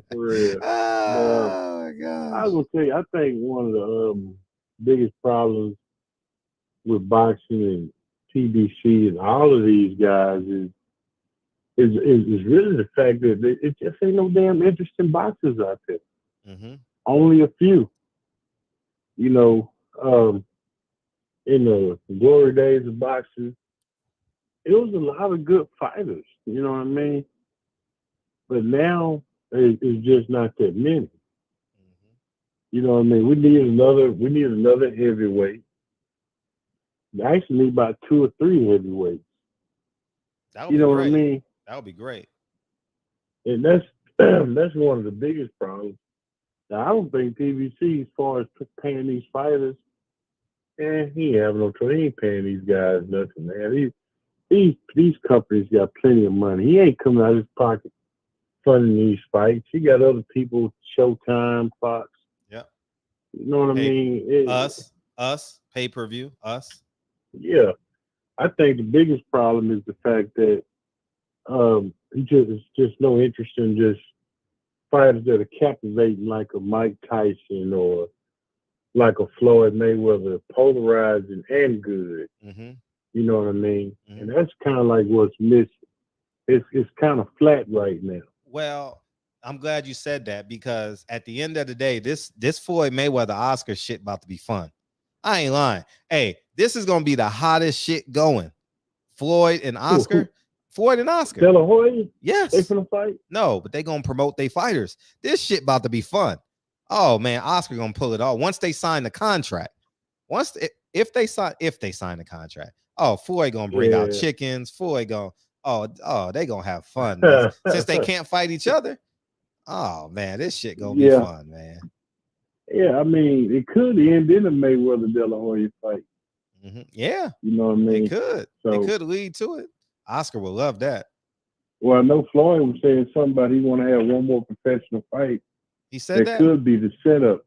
Yeah. That could be the setup going into the, the bad blood. That would be a great storyline. You know, you got bad blood between two promoters. They done brought Tank and Ryan out, then turn around and the promoters get into it.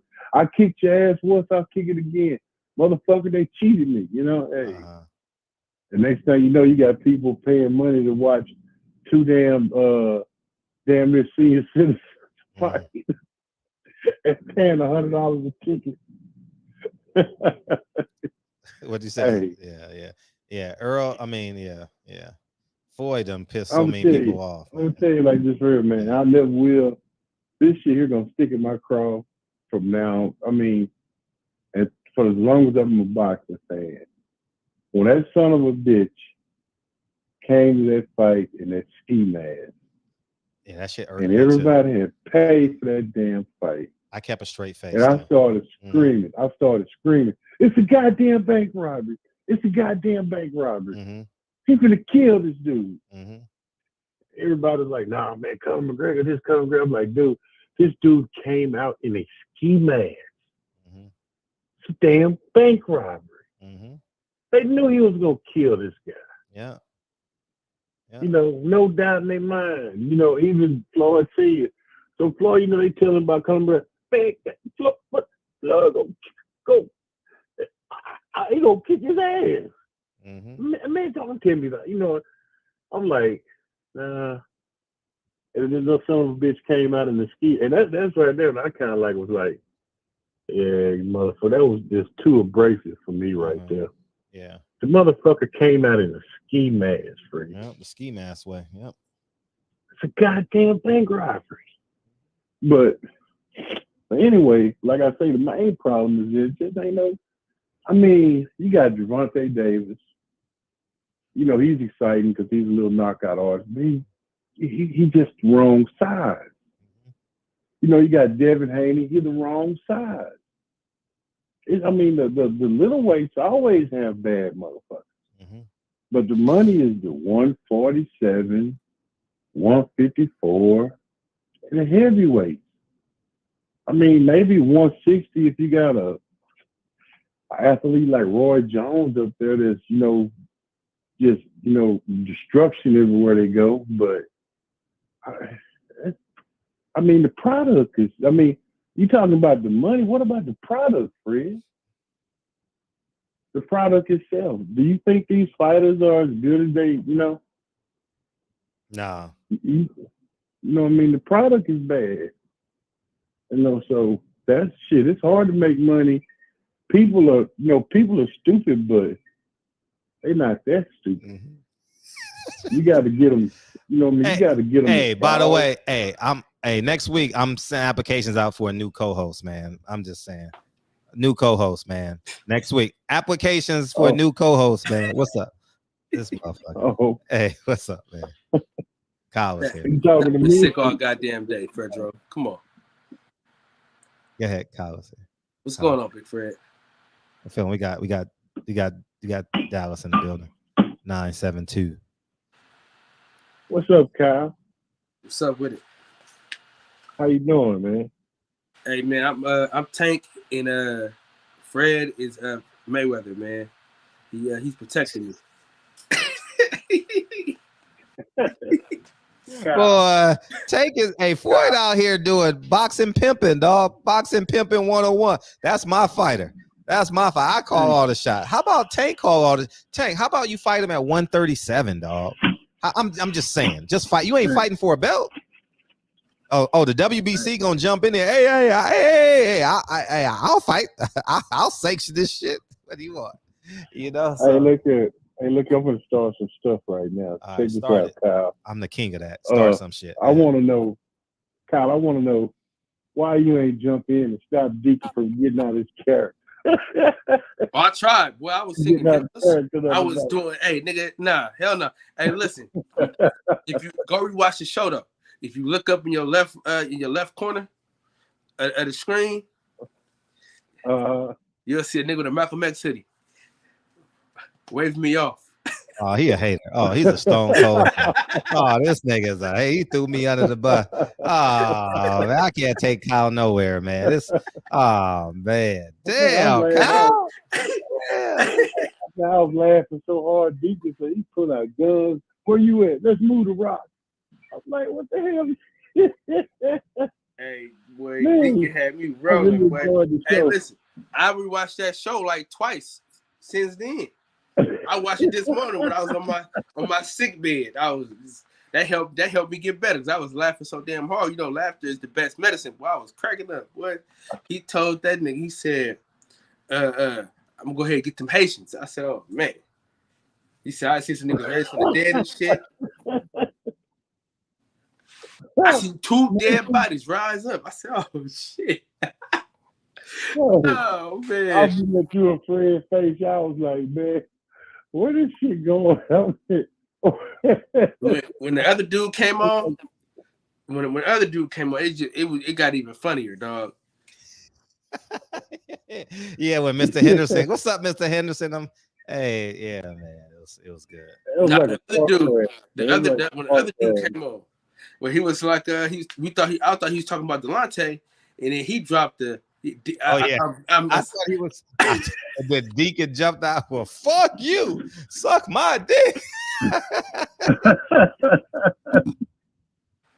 I thought he was talking about the young guy. I thought he was on Deacon's side because them old niggas. I was ashamed to be associated with you. That nigga Deacon said, "You ain't associated with me, nigga." Oh man! Ain't no business like the whole business. It's not like 50 Cent on the Get Rich or Die Trying.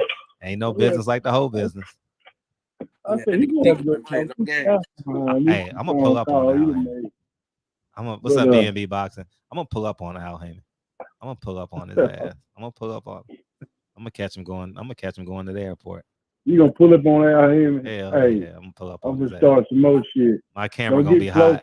Don't get too close up on it. You know he might try to pull a Kitty Porter on you. That motherfucker got a gun. Nah, Al Heyman carry a gun. I'm gonna keep it a buck. Yeah, he carry a gun. I ain't gonna do my research. I ain't gonna know him. I did my research on him. Al Heyman ain't no.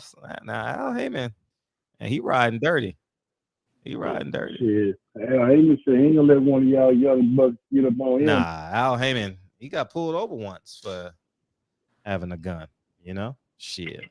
Oh wow. Yeah. Wow. So I mean, but shit. I mean, he live in a big city. I can't be mad at him. You know, shit. Yeah. You live in California. Yeah. What can you do? You know, you got to keep a thing on you. Especially youngsters. Yeah.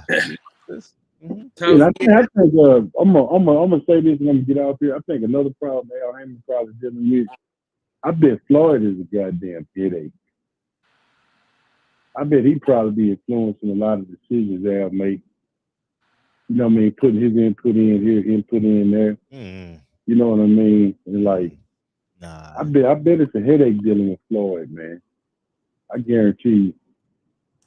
You know, shit, it's a headache just watching Floyd talk. It's kind of like us trying to listen to his phone call. You all muffled and shit. Well, luckily I can hear you clearly. That's all that matters. You know, you a host. I'm just a nigga driving by screaming at you out the window. Okay. But anyway, I'm finna hop off. Y'all boys have a good evening. Thank you, dog. Appreciate you, man. Stay cool. Stay cool. Literally. Hey, look here. A guy, I was reading a guy say he was driving through the South Side, right? And he seen the devil standing out there with a sign, and say the devil had a sign that said, "I'm just trying to get a ride home so I can go cool off." Get out here later. Yeah. What's up, Kyle? What's going on, Big Fred? So now all the belts that are up for grabs, they're irrelevant now. Oh, for sure. Oh yeah, I told the black people, man. When the black people gonna listen to me? But y'all go ahead and do what you do, man. I'm gonna watch the fight and just relax and comment on it and tell what I believe to be the truth. But if y'all don't follow the Frederick Hawthorne plan, I feel sorry. I don't feel sorry for y'all niggas. You know what I mean? L-Dub said he's fighting him October 15th in Australia. Yep. Yeah. And the kids just running by. Yeah, them dudes weren't gonna fight him no way, bro. That shit wasn't gonna happen. Well, yeah. So what they gonna do is they gonna bring back him, not Kambosos, but Lomachenko, around about that time. You know. Yeah, they probably gonna put him on the same card. Imagine. No, I think What do you, Lincoln? What do you got? What does Kennedy have?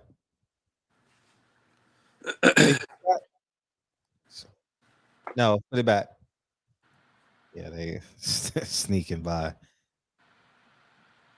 Oh, he ain't gonna say nothing.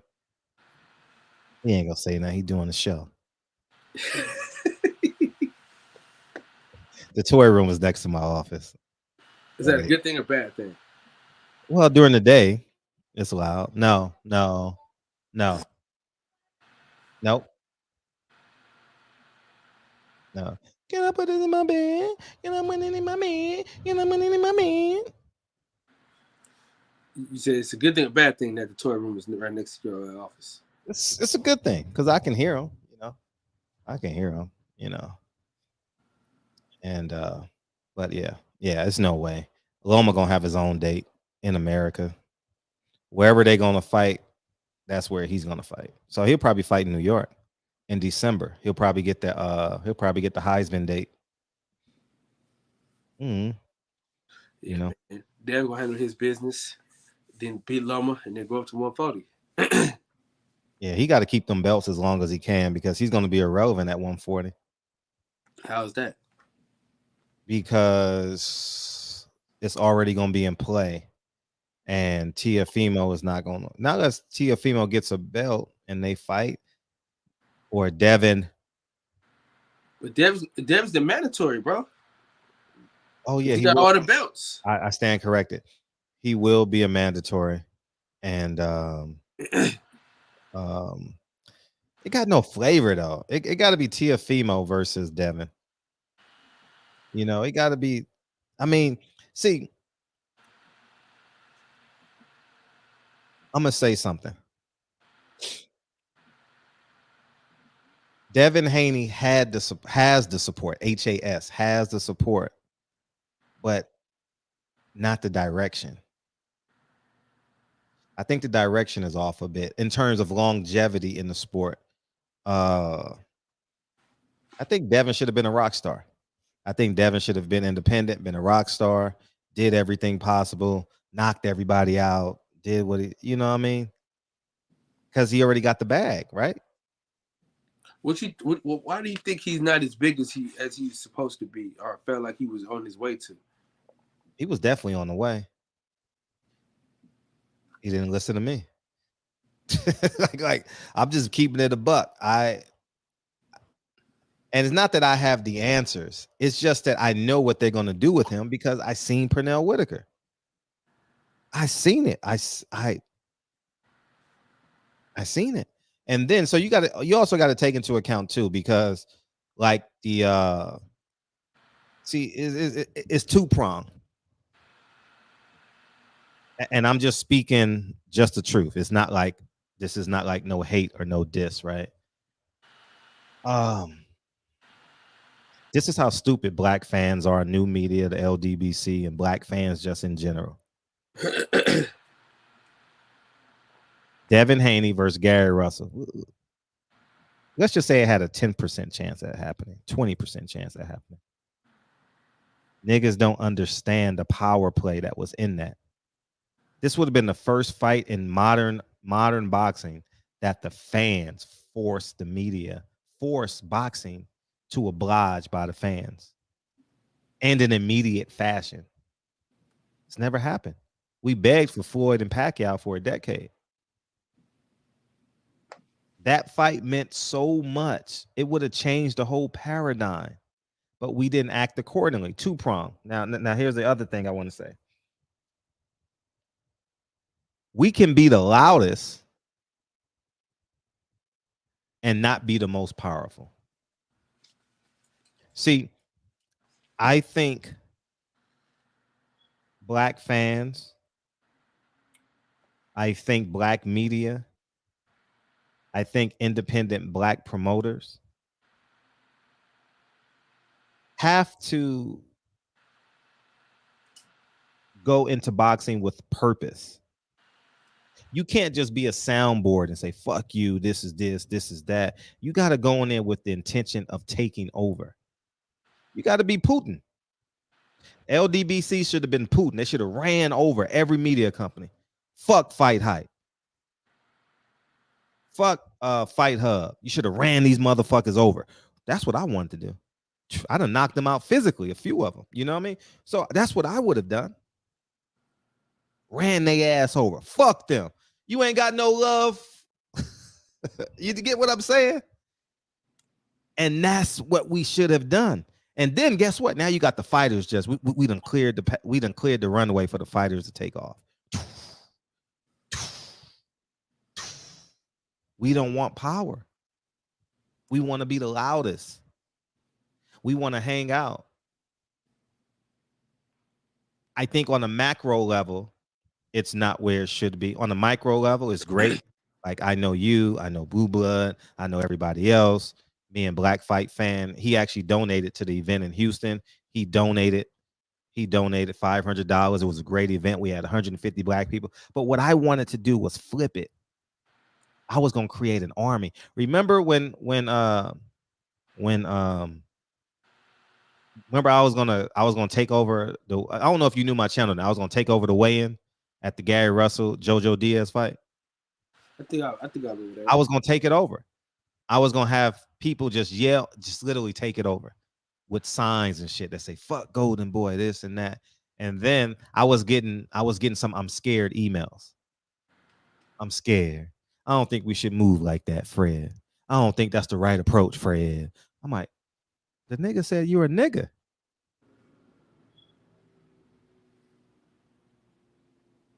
So I pulled back. I didn't drive it home. I didn't drive it home like I wanted to, you know. So I think that would be the new approach. Run this shit over. That should be the move. Run this. We're already as popular as we're gonna be. You know what I mean? Everybody know who we are. Everybody's know what people's message is. You don't have to watch videos every day to know what people's message is. You can see the titles because you're subscribed to them. It is what it is. You know, I'm gonna be this person. You know, that YouTube channel is gonna be that.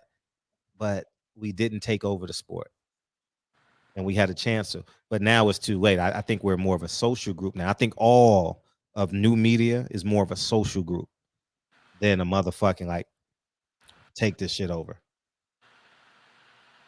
You know, so that's where we're at. And some people may disagree with me, but we didn't take over the sport. We didn't scare Bob Arum. We should have scared him. I was willing to do it. And then you got a man who could fund a piece of it. I'm a millionaire. I can fund it. I funded everything I did with the people, for the people, by the people, with the people. I funded it. I funded 80% of it. I had help from the, people would donate, and I'm forever appreciative. But you had a man that was willing to pay for the bullets. We didn't do it. So that's where we're at now. So we're back to square one. And that's why Devin Haney is not as popular as he should be, because he doesn't have a motherfucking machine behind him. He got loud voices, but he don't have a machine behind him where they literally can go and intimidate a motherfucking guy and say, this guy's going to fight this guy. That's what I'm about. I'm about run a nigga over. Who has that though? It's never been done. It's never been done. Niggas want to negotiate. Let's go on your platform and debate. Debate, nigga. I ain't a debate guy. I'm not negotiating my self-respect. Never have, never will.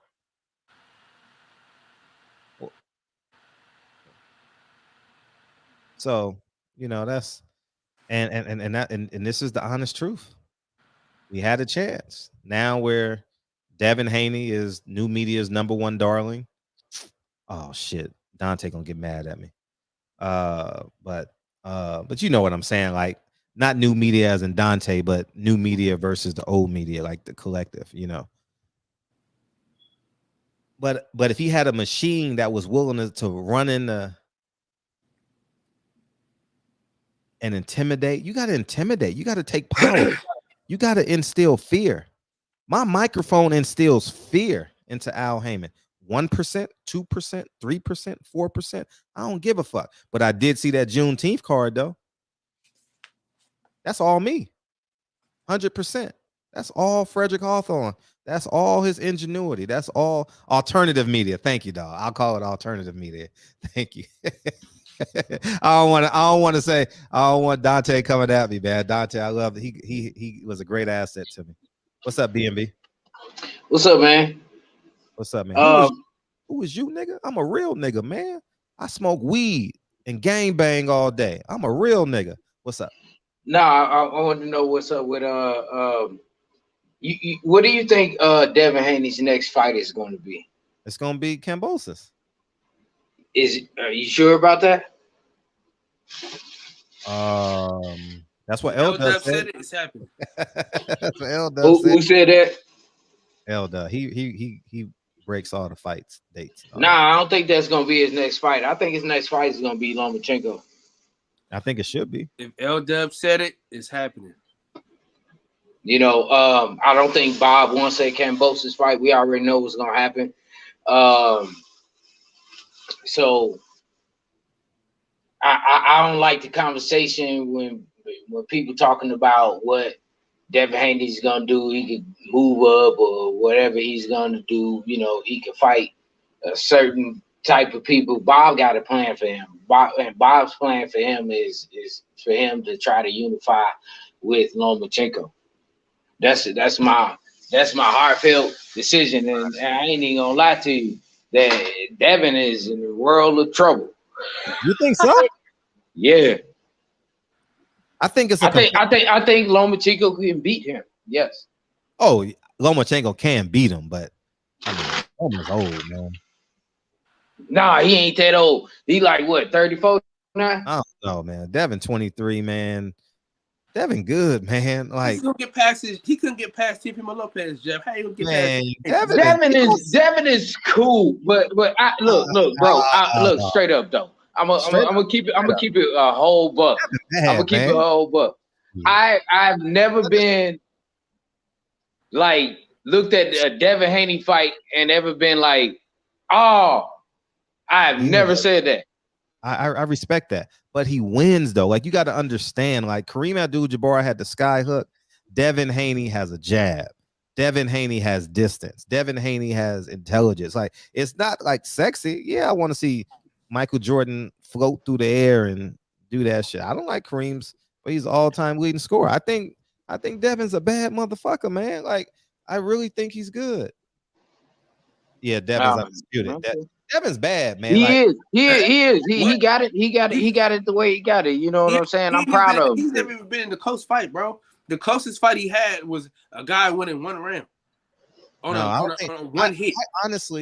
I honestly, for real, I think Devin's gonna be the best out of all of them. He don't drink, he don't smoke, he's disciplined. I saw him in the gym yesterday. I mean, all the other guys are partying, getting tattoos. That's a funny thing. I don't know who gonna be the best out of all of them yet. Good point. You can argue that too. You know what I'm saying? So Tank got some good things, you know what I'm saying? Like I think Tank is really underrated. Ryan, he got some skills. I ain't gonna lie to you. Like Devin is good. So you like Ryan Garcia more than Devin Haney? Huh? If you can hear. I said, so do you like Ryan Garcia more than you like Devin Haney? No, I think that his improvement, what I seen him in developing, I think he kind of grew a little bit. You know what I'm saying? So I think Devin is stagnant right now. He to me, he's undisputed. How the fuck is he stagnant? All right. He's basic, right? He won it off of basically, knowing full well that Kambosos ain't shit, right? It's gonna be hard. Ain't shit. Man. Like I understand. See, BNB, I understand where you're coming from. I don't. No, I understand where like it's nothing special. There's no thrills. There's nothing. He don't think his jab is that strong. He don't think his right hand is that powerful. He thinks Lomachenko just gonna pop, pop like Goku. No, I think Loma gonna work. I think Loma gonna work, and it's gonna be whether or not I'm being honest, man. Y'all gotta too little, bro. Loma is too little. Whether or not he can keep him at bay. That's all. That's it. Because he can't punch. Devin doesn't lose the first 6 rounds ever. I mean, y'all think, man, Devin is good, man, and he rangy, man. I'm just keeping it a buck. His business moves has nothing to do with how good this man is. Devin is a problem, man, and he's young. Yeah, is he gonna get stronger? Yeah. We want him to get stronger. We want him to get knockouts. Yeah, but I don't think we're gonna see no knockouts from him though. You know what I'm saying? I think you said like he go up in weight. He's not gonna knock anybody. He not knocking nobody out now. He's not somebody out before though. Like Sleep. Overhand, right? Yeah. That old one. Yeah. You keep saying that old one, bro. Like, oh god. The old one against a C-level fighter. That's what you're talking about. Was he C-level? Was he C-level? Yes, he was. He stopped the guy to get the WBC belt. Did he stop that Russian? Broke his nose, something. Broke his eye socket. Broke his eye. Yeah. Bro won 2 fights after that. He beat 2 good fighters after that. But I understand what he's saying though. Like he's not eye-catching for BNB. He doesn't really have Devin doesn't have that right now. Maybe he'll put that together as he get older and he'll understand that it's a sports and entertainment. He has to understand that, and he got to understand the gaps in which he can put himself in to dominate a fighter. Right. Only he. Yes. The last time he did that, y'all didn't give a fuck about that. All y'all brought up was that he almost got knocked out, that he got wobbled. That's all y'all bring up. When the nigga was trying to put a nigga away, all y'all said was, "Oh man, he got a weak chin. Oh, he's chinny, this and that." Man, now here you go. Now you talking about something I ain't even brought up. You know what I'm saying? And I ain't even talking about that, bro. I think Devin is a problem. Can he be beat? Yeah, he can be beat. He's not Floyd Mayweather yet. You know, I don't see who can beat him. No, he's the best, but you can still be beat. I mean, like honestly, I mean, you went in the Floyd Mayweather's fight like this nigga has no chance, and he fought him at the right time and all that. But I mean, I never thought Floyd was gonna lose. Never, man. No, I ain't never thought Floyd was gonna lose either. Even when he got out of jail at the Marquez on his baby mom, and then he who fought Marquez. Yeah, he fought. It wasn't Marquez after that one. When he was in Vegas. Well, he fought everybody in Vegas. But he fought what's the old boy name? And I was like, but anyway, I was like, he get now. He ain't been working out and shit like that. Let me see what he looked like. So, he was kind of wobbly. He was a little wobbly, but he made it through the fight. What's the nigga name, man? I don't know. Who cares? But the point I'm making, Devin is not like unbeatable. But in terms of like who can beat him?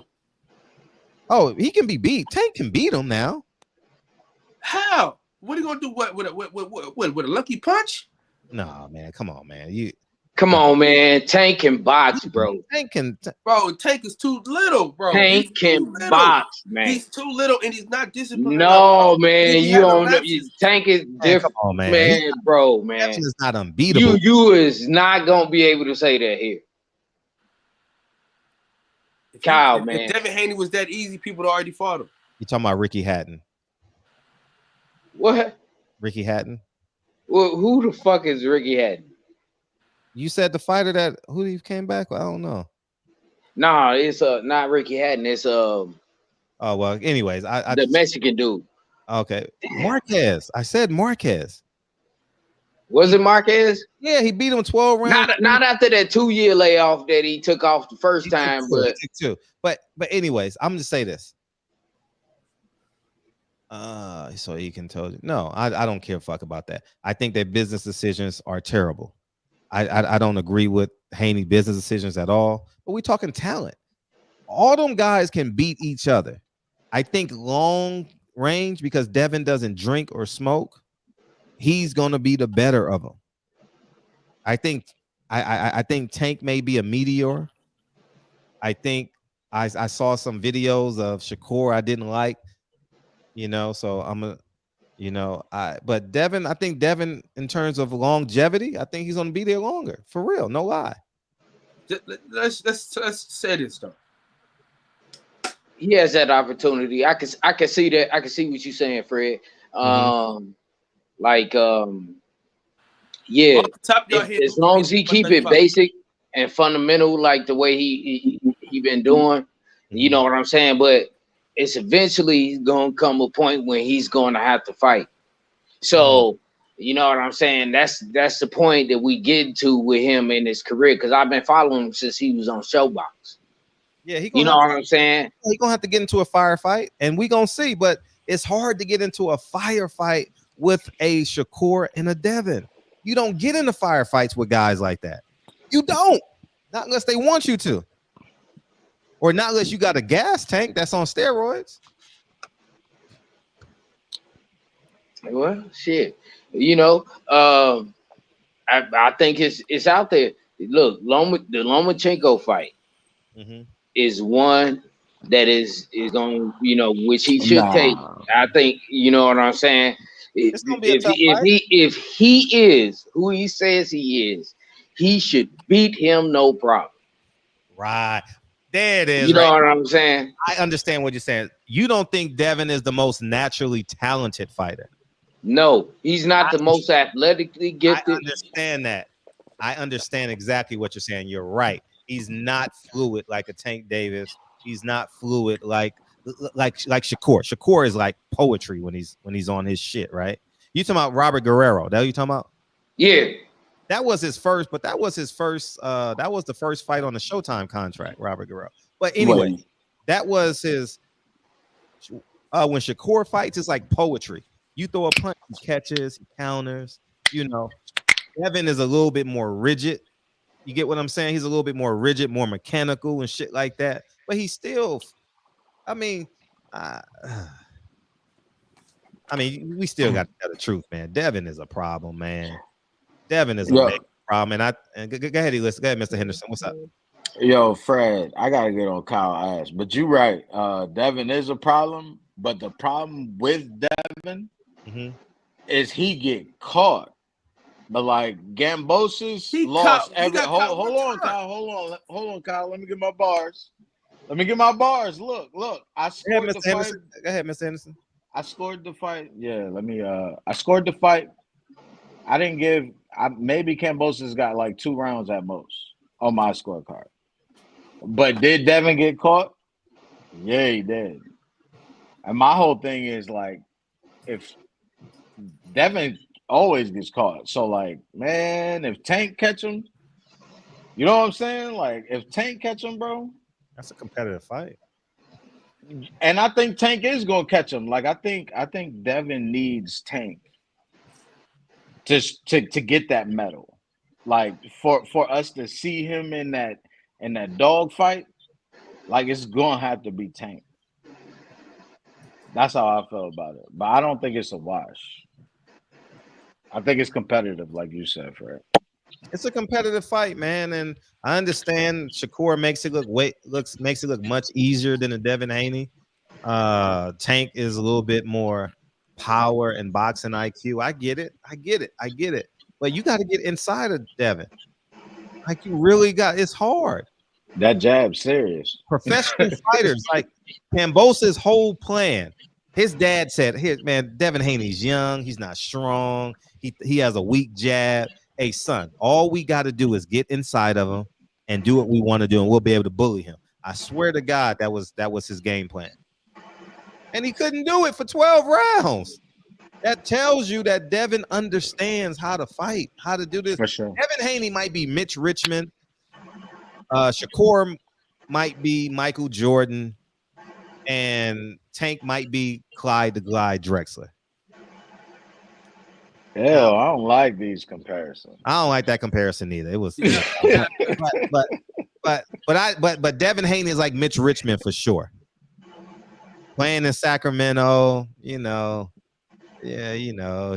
he's 26 points a game. He good, but quiet. But yeah, I understand where you're coming from. I get it. But I understand that is what everybody been talking about. Like, I know everybody like kind of like don't let Devin has been on a kind of a constant campaign of proving himself, which he ain't really proved himself yet. Meaning, in the sense that He's undisputed, bro. Now he can. Bro. Now he can. Now he can fight Lomachenko. BMB. Yeah, you've been drinking, dog. I'm gonna keep it a buck. Man, come on, dog. He won.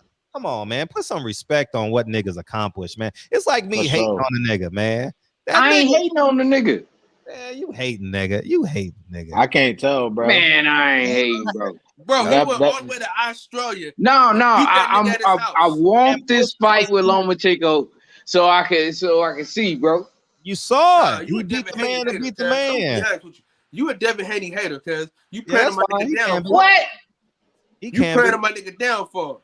He can be. That's for sure. And man, I don't know why I am not, nigga. I just want to see these niggas fight. Yeah, but why is Loma the barometer? How you talk about the nigga that's trying to fight everybody? Loma got 2 losses, but Loma's a hell of a fighter, though. Loma's great at 130. He's good at 130. Bro, how much money I went off that Loma fight? Man, I've been wanting to see this fight for the longest. He gotta fight Loma. Yeah, he gonna fight. He been trying to fight Lomachenko. That's Bob's dream. Lomachenko the one that took the franchise belt. That's Bob's dream for Loma to be undisputed, man. That's one of his final wishes, man. It's a couple dudes trying to fight Loma. He ain't getting that. Ain't nobody running from Loma, bro. No one. Yeah, no one's running from Loma at this age, no, for sure. But yeah, man, he's a bad boy, man. Devin's a problem. I ain't hating on Devin, man. Y'all. I think y'all the way a lot of shit is going is that when you have constructive criticism of a fighter, it's considered hate. You know what I'm saying? Nah, and that shit needed to go away. BB. The thing is, though, based on, I'll just give you my perspective. Like, I can feel your perspective up until the point Devin Haney traveled all the way to Australia. The minute he traveled all the way to Australia, didn't know he was going to have his father there, and arguably won 10 out of 12 rounds, he embarrassed them. And we know how boxing can be. There's home field advantage in boxing, and Devin embarrassed George. So like the only smut I can even bring up is like a Devin versus Shakur, a Devin versus Tank, and even then it's not smut. It's like I gotta see it. I want to see it. What does what I'm saying? All right, for the people at home and on the panel, besides power, what does Tank do better than Devin Haney? Please explain to me that. Nah, I think Tank is more diabolical. Nigga, what does he do better than Devin Haney besides power? Let me know. Please tell me.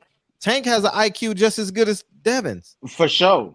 No question. But Devin has a weapon that God didn't give Tank, and that's range.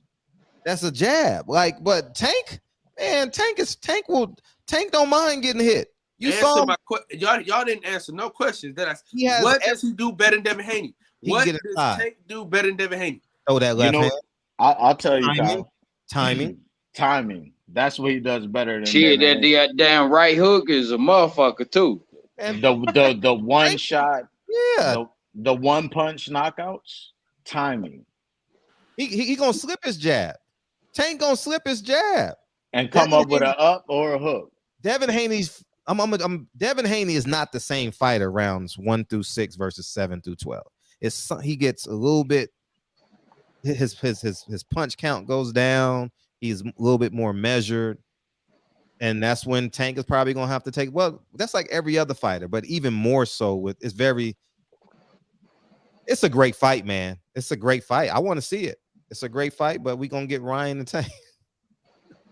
We gonna get Ryan and Tank before Tank fights for an undisputed. Can you believe that shit? But hey, Fred, wait, time out, Fred. You think Brian? You think that's next? I think I think it's more likely to be next. Man, I think they're grabbing headlines with that shit. I don't believe that's serious at all. They could be. Yeah. Tank Devich is a 51-49 fight, 55-45 fight. I don't think it's way Kyle has it. And Kyle, let me know how you got that fight, Tank and Haney. Shit, if he don't knock Devin Haney out, he ain't winning that fight, bro. That's a fact. Is it competitive? It's gonna be a competitive fight, but okay. If he can't knock him out, nigga, it ain't happening. No, because Devin gonna have to fight. That's what Tank gonna bring out in him. He gonna make that nigga fight. And you don't realize that. Like Devin is gonna have to fight. And so once Tank starts stepping to him, first of all, he's gonna throw that jab continually because he got to keep him off of him because he ain't got enough power to keep him away from him. Y'all keep saying that he don't got enough power to do that, but niggas don't just go running into him. Jojo Diaz, he told you, nigga, I didn't throw punches like that because no. Tank gonna step to this nigga, bro. Kyle, don't do that. Crazy like the nigga, like niggas. Kyle, don't do that. Punches. Fuck out of here, Kyle. Time out, Kyle. Don't do that. Come on, man. So y'all telling me Devin Haney ain't gonna fuck you on his punches? And I've seen Jojo Diaz clear out my gym. I ain't lying. I saw with my own eyes. Jojo Diaz is a bad motherfucker. And Jojo Diaz told you, he said the reason why I didn't go in is because I felt like he was gonna knock me out. That's what Jojo Diaz said. He Mexican. And them niggas gonna take a punch. He's not, don't matter. Man, that shit is all far. Man, Tank Davis is different, y'all. Tank Davis, Jojo Diaz. Jojo Diaz will I mean, Tank Davis will send. You seen that McDonald's commercial when when Larry Bird say off the moon, off of Venus, he gonna send that nigga's head to the moon, man. Tank Davis is a fucking problem. Tank Davis has a Floyd Mayweather problem. That's why we ain't seeing these fights. Him and Earl are the only two profitable fighters at PBC, so they're gonna milk their ass. You understand? And Tank is a dog, man. You saw how he walked down not Lomachenko, Leo. Man, Devin Haney, man. I know he's not, and that's why the fight is great. But you ain't about to just bully Tank. You ain't gonna just have a jab and beat Tank. Nah. But y'all saying that's all the nigga got us some shit. Y'all like he don't got no. Y'all like he don't got no. You said Devin got a fucking jab, nigga. Yeah, that's what you said. Nigga, he got better footwork, nigga. He got better jab. He got better crazy, footwork. Nigga. If you think that, nigga, you out of your fucking mind, bro. He got better footwork. He got better footwork, better foot placement, nigga. Everything, nigga. Only thing Tank got better than him is a fucking power punch. Yo, cow. Nigga, you man, bro. I don't know what. Did you see the time boxing you was watching? You know what I'm saying? But bro, no, man. This man, Tank is a different monster, bro. Tank different. You know what I'm saying? Man, Tank is. Did you? Hey, what Tank did against Ryan? What's his name? Rolly. Yeah, Rolly Romero. Man, don't bring Rolly to my bro. No, listen to what I'm saying though. It took intelligence for him to put him physically in that position. For sure. Let Rolly rain on him. See, you ain't been in the ring. You ain't never had to dodge two right punches. You know how hard, you know how much of a man you really got to be in the 5th round. You know how, really, I'm being candidly honest. Rolly is a championship fighter in a championship fight, and that nigga's throwing 2 hard-ass right hands at you. I haven't sparred in a long time. But the point, I'm old now. I'm not even going to, that's not even what I just want to get in shape now. But when you got a nigga that's better than you, and he's throwing 2 right hands at you consecutive, you got to stand in the rain and know that your umbrella is strong enough. You got to know that this is what Rolly does. He said he didn't even know he threw the punch that hard. You get what I'm saying? He said he didn't throw the punch that hard. It was just timing. It was his natural brain. It was his natural intelligence. He said, right. Oh, I already know what Rolly gonna do, so I'm gonna just stand here. You know how hard it is to stand there when a nigga's throwing punches at you? I'm just saying, like it's different. It's different. What Tank showed in that fight was, I'm a smart motherfucker. I'm fearless. That was fearless of Tank to do that. That was fearless of what Tank did. Man. Yeah. You saw what he did? You saw what he did to Leo Santa Cruz? He slipped that lazy jab and bow. Or that right hand. Hey, Fred. You know what it looked like when he was stepping to him? Like it looked like he was like, oh, okay. Them jabs was coming down. He's like, oh, that's what you got. Oh, yeah, all right, you know what I'm saying? All right, you know, I'm gonna go ahead, dip to the left, throw this right hook real quick, throw this jab, whoop, then step to the side and hit your ass with this motherfucker uppercut. Nigga. Right. It's over for you. yeah, and two, you ever played a video game and you know you at full strength and your opponent only has 25% left? So he was taking those kicks. He's like, man, I got 100% power, man. I'm not tripping on what the fuck you throwing at me. You know what I mean? Slip. Fred, it was the second one too. I think it was jabs. He slipped the first one and had him perfectly timed for the second one. Man, that's intelligence, man. He threw the same punch like 3 times in a row and got caught with his dumb ass. But you still got to be in position. You know what niggas though when they throw right hands? They take a step back. They turn them. Tank stood in the pocket. It's hard to stay in the pocket when people throwing punches at you, dog. That's all I'm saying. It's hard. I mean, listen, I like Tank, but I just don't think he's better than Devin Haney. No, that's fair. Respect. But he ain't going. Man, that's a good That's fight, cool. man. That's a good ass fight, You can't say that your boy gonna leave out of that unscathed, bro. That bro he gonna get scraped, bro.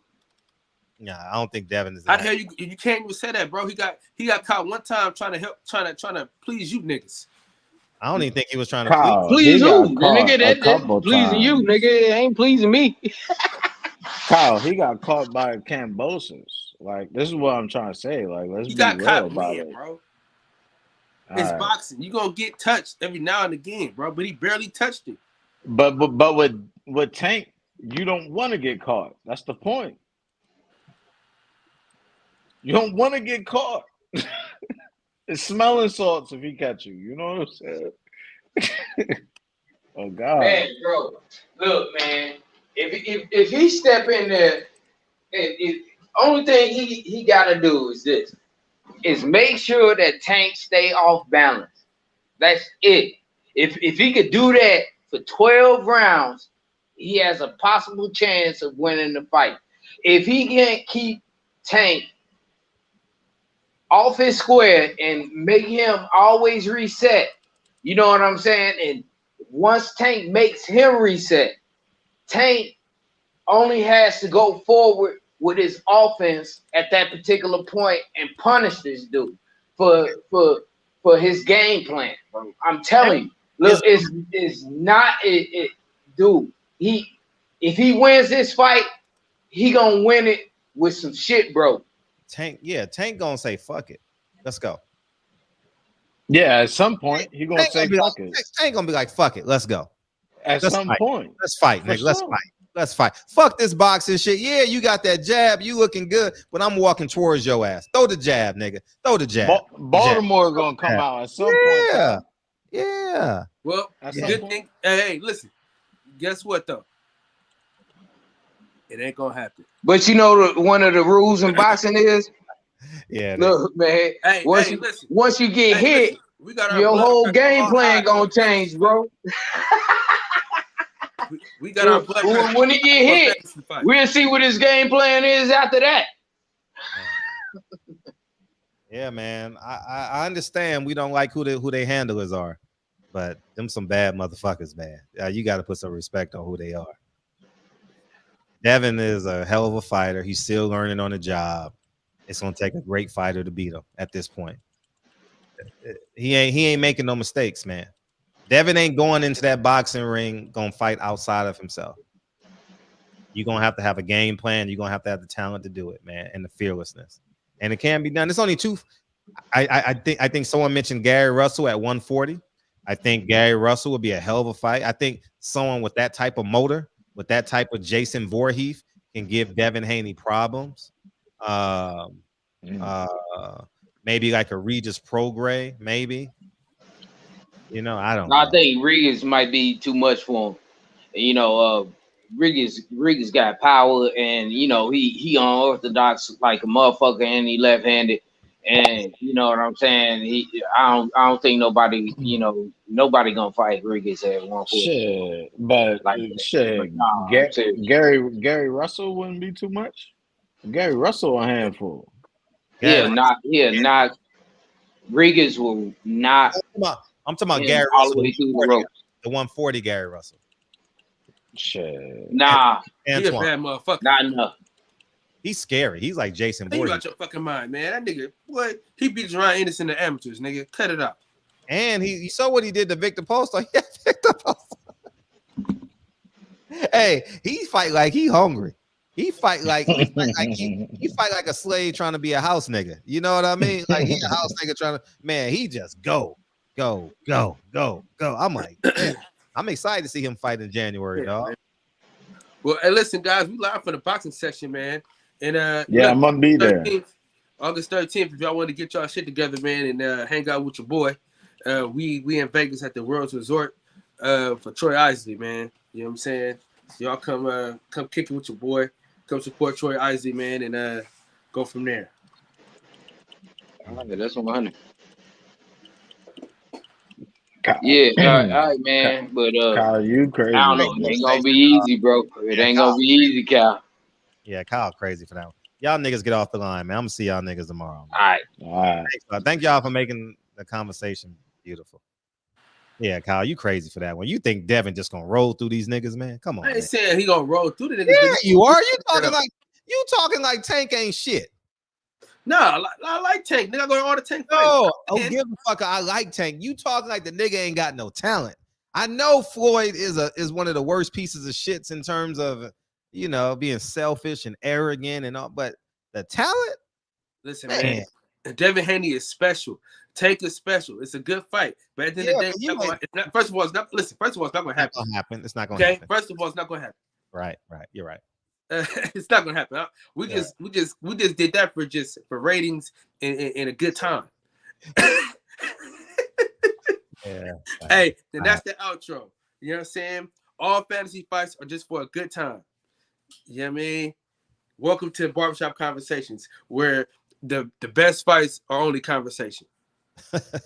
It was just for shits and giggles. You're right. Devin's gonna go beat. Hey, I ain't gonna lie. I may not even watch that Kambosos fight. Not because I don't want to, but it's like Kambosos is like me fighting Devin, dog. You got no chance. You're a little boy. I'm gonna watch the fight. I'm watching that ass whipping. He's a little boy though. Like this nigga is a little boy to Devin, man. Man, come on, man. I'm watching that ass whipping. Imagine if he stops him. But the most beautiful thing about it is round 13. So Devin might might understand his algorithms and may be able to step in and close the show. You know, so we'll see. Anyways, man, I appreciate y'all guys coming through, man. Great show, man. Yeah, man. Thank you. We had over 300 people in here tonight, man. We getting back to where we used to be, man. Thank you guys. I appreciate y'all, man. Thank you guys for sharing the videos and doing because it was boxing. Oh, because it was boxing. All right. We going back talking shit, man. We going to talk about gang banging shit tomorrow, man. You know what I mean? Shit, man. But hey, how many times do you think Floyd said Tank's my fighter in that 7-minute interview? What's the over under? 50. In real number though. I had to be at least 25 times. You think 25 times in 7 minutes? He said, I gotta watch it. We're gonna watch it together as a unit, and then I'm a DM. I don't know if fight hype, but let me do that. You know what I mean? No. I'm saying we're gonna watch it, and then I'm a DM. Okay. Hey, y'all watch that shit and count how many times Floyd said Tank's my fighter. That's all I kept hearing. Tank's my fighter. Tank's my fighter. Tank's my fighter. Like okay, anyways. Love y'all, man. I appreciate y'all coming through tonight. Thank y'all. All right, y'all. Listen, Fred gonna drop this beat. The barbershop is closed, but the boxing section is open. He tried, y'all. He just about to come natural for that. That shit terrible. That shit terrible, man. That shit terrible. That shit terrible, man. Hey, something gonna stick. Hey, man, Bird, man, appreciate you, man. Yeah, Tank is a killer, man. Tank is a bad motherfucker, man. I know Calvin Ford makes it. I know Calvin Ford is funny, and I know Floyd is arrogant, but no, man. Devin's good, man. Devin's good. Birdman, Boxer, Travis, Nate, Mr. White, B. Logan, Roja, appreciate you. Nate Johnson, man, KB, Professor X, I love y'all, man. Chef, I appreciate you, man. Rest in peace to D. Hodges, man. You remember D. Hodges? Yeah, man. That's sad, man. How'd he pass away? I'm not even sure. I got to go watch one of the homies. Well, bless his soul, man. Appreciate you, Kane. Bless his soul, man. Rest in peace, D. Hodges, man. He was an older man? Oh, I think he was like 40-something. Peoples Hernandez. Oh, that's scary. That's scary. Bless his soul. We gotta do the 10 count tomorrow. He used to come in. Wait a minute. D. Hodges was the funny dude. Yeah. From Boston. To fuck the prostitutes. Yeah. He was sick though. He was sick. Oh, okay. He was sick. Remember, he called us from the hospital. He beamed in from the hospital. He had a great voice. Yeah. We gotta put some respect on D Hodges' name tomorrow, man. Yeah, for sure, man. Rest in peace, D Hodges, man. Yeah, man. Ouch. Hey, I think I'm gonna use my the outro I use on my show. I'm gonna just use it on this one. Shit, fuck. What do you say? I said I always quote my cousin. I say, in the words of the great philosopher Lil E, I want y'all to breathe air and live life. You know, it's always a true prayer is me. Thank you for breaking bread with me. You know what I'm saying? Oh man. Oh. Run a game like I'm A6. Oh man, he had an alcohol battle. Oh man, bless his soul, man. Bless his soul. Bless his soul. Yeah, my personal statement. D Hodges was a funny motherfucker, man. We had a show one night. Oh my gosh, we had a great show one night. I wish I could find it, man. I wish I knew. He was on it for like an hour talking this shit. And I was like, D Hodges, man, you got to come back, man. Remember I told him, like, you've been gone, man. You got to come back, man, and drop it. Oh, Joette Gonzalez, Isaac Dogbay. The battle of the immigrants, man. We got an open border. You know what I mean? Isaac Dogbay come in and getting y'all money. I'm fucking with y'all, man. Rest in peace, D Hodges, man. Amen to that. Rest in peace, D Hodges. Rest in peace to that young fella, man. Oh, he was funny, dog. D Hodges was funny. Oh, man. He laughed like that. Love y'all, man. I'll see y'all tomorrow, man. Thank you, KB, man. Put some respect on D Hodges' name. Bless his family, y'all. Love y'all, man. Gone.